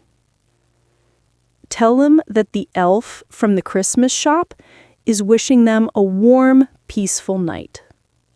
"I will," he says. "And I'll remind them that chipped ornaments still shine." He gives me one last steady look, a look full of recognition, of acceptance, of gentle pride. "Take care of yourself, Kate," he says. "Not because you survived, but because you're here." "I'm learning," I reply. He walks away then, footsteps echoing softly on the path until they blend into the wider sound of the city. I remain by the river a while longer. The lanterns glow, the water moves, the sky hangs low and calm above it all. When I finally turn to go, my body feels heavy in that lovely end-of-the-day way. My mind is not racing ahead or backward. It's here, in this moment, in this walk, in this breath. Back at my small corner of London, at whatever sofa or bed or room will hold me tonight, I change into soft clothes, make myself a cup of something warm, and sit for a few minutes with the lights low. I think of all the small scenes that have made up this strange, gentle season. The endless shelves of Yuletide, Santa's gruff kindness, the river, patient and steady, the shelter door and the lives behind it, my parents' kitchen, thick with steam and love, Tom's calm presence beside me on so many quiet nights. And then finally, I think of myself not as a disaster to be fixed or a miracle to be showcased, but as a person in the middle of something, learning, softening, breathing. I finish my drink, turn off the last light, and slip into bed. The sheets are cool at first, then slowly warm as my body settles into them. My head finds the pillow, perfectly shaped under the weight. In the darkness, the city hums on in the distance, a low, reassuring murmur. I follow my breath. In, out. Thoughts drift in and out, lighter than they used to be. I don't know exactly what the future holds. I don't know how my singing will unfold or where I'll live 6 months from now or who will be walking beside me at next year's Christmas lights. What I do know, as sleep begins to wrap itself around me like a warm, familiar blanket, is this: I am alive, not in a grand cinematic way, but in a real, tangible one. In the way my lungs fill and empty, in the way my feet carry me along paths I used to avoid, in the way doors once feared are quietly opened and walked through. And somewhere between the jingling doors of a year-round Christmas shop, the quiet glow of lanterns on winter water, and the shelter door holding back the cold, a young woman named Kate is finally, gently, coming home to herself. As my breaths grow deeper and farther apart, the story of this particular December settles into place, not as a perfect ending, but as a soft, hopeful pause. A place to rest, a place to breathe, a place at last to sleep.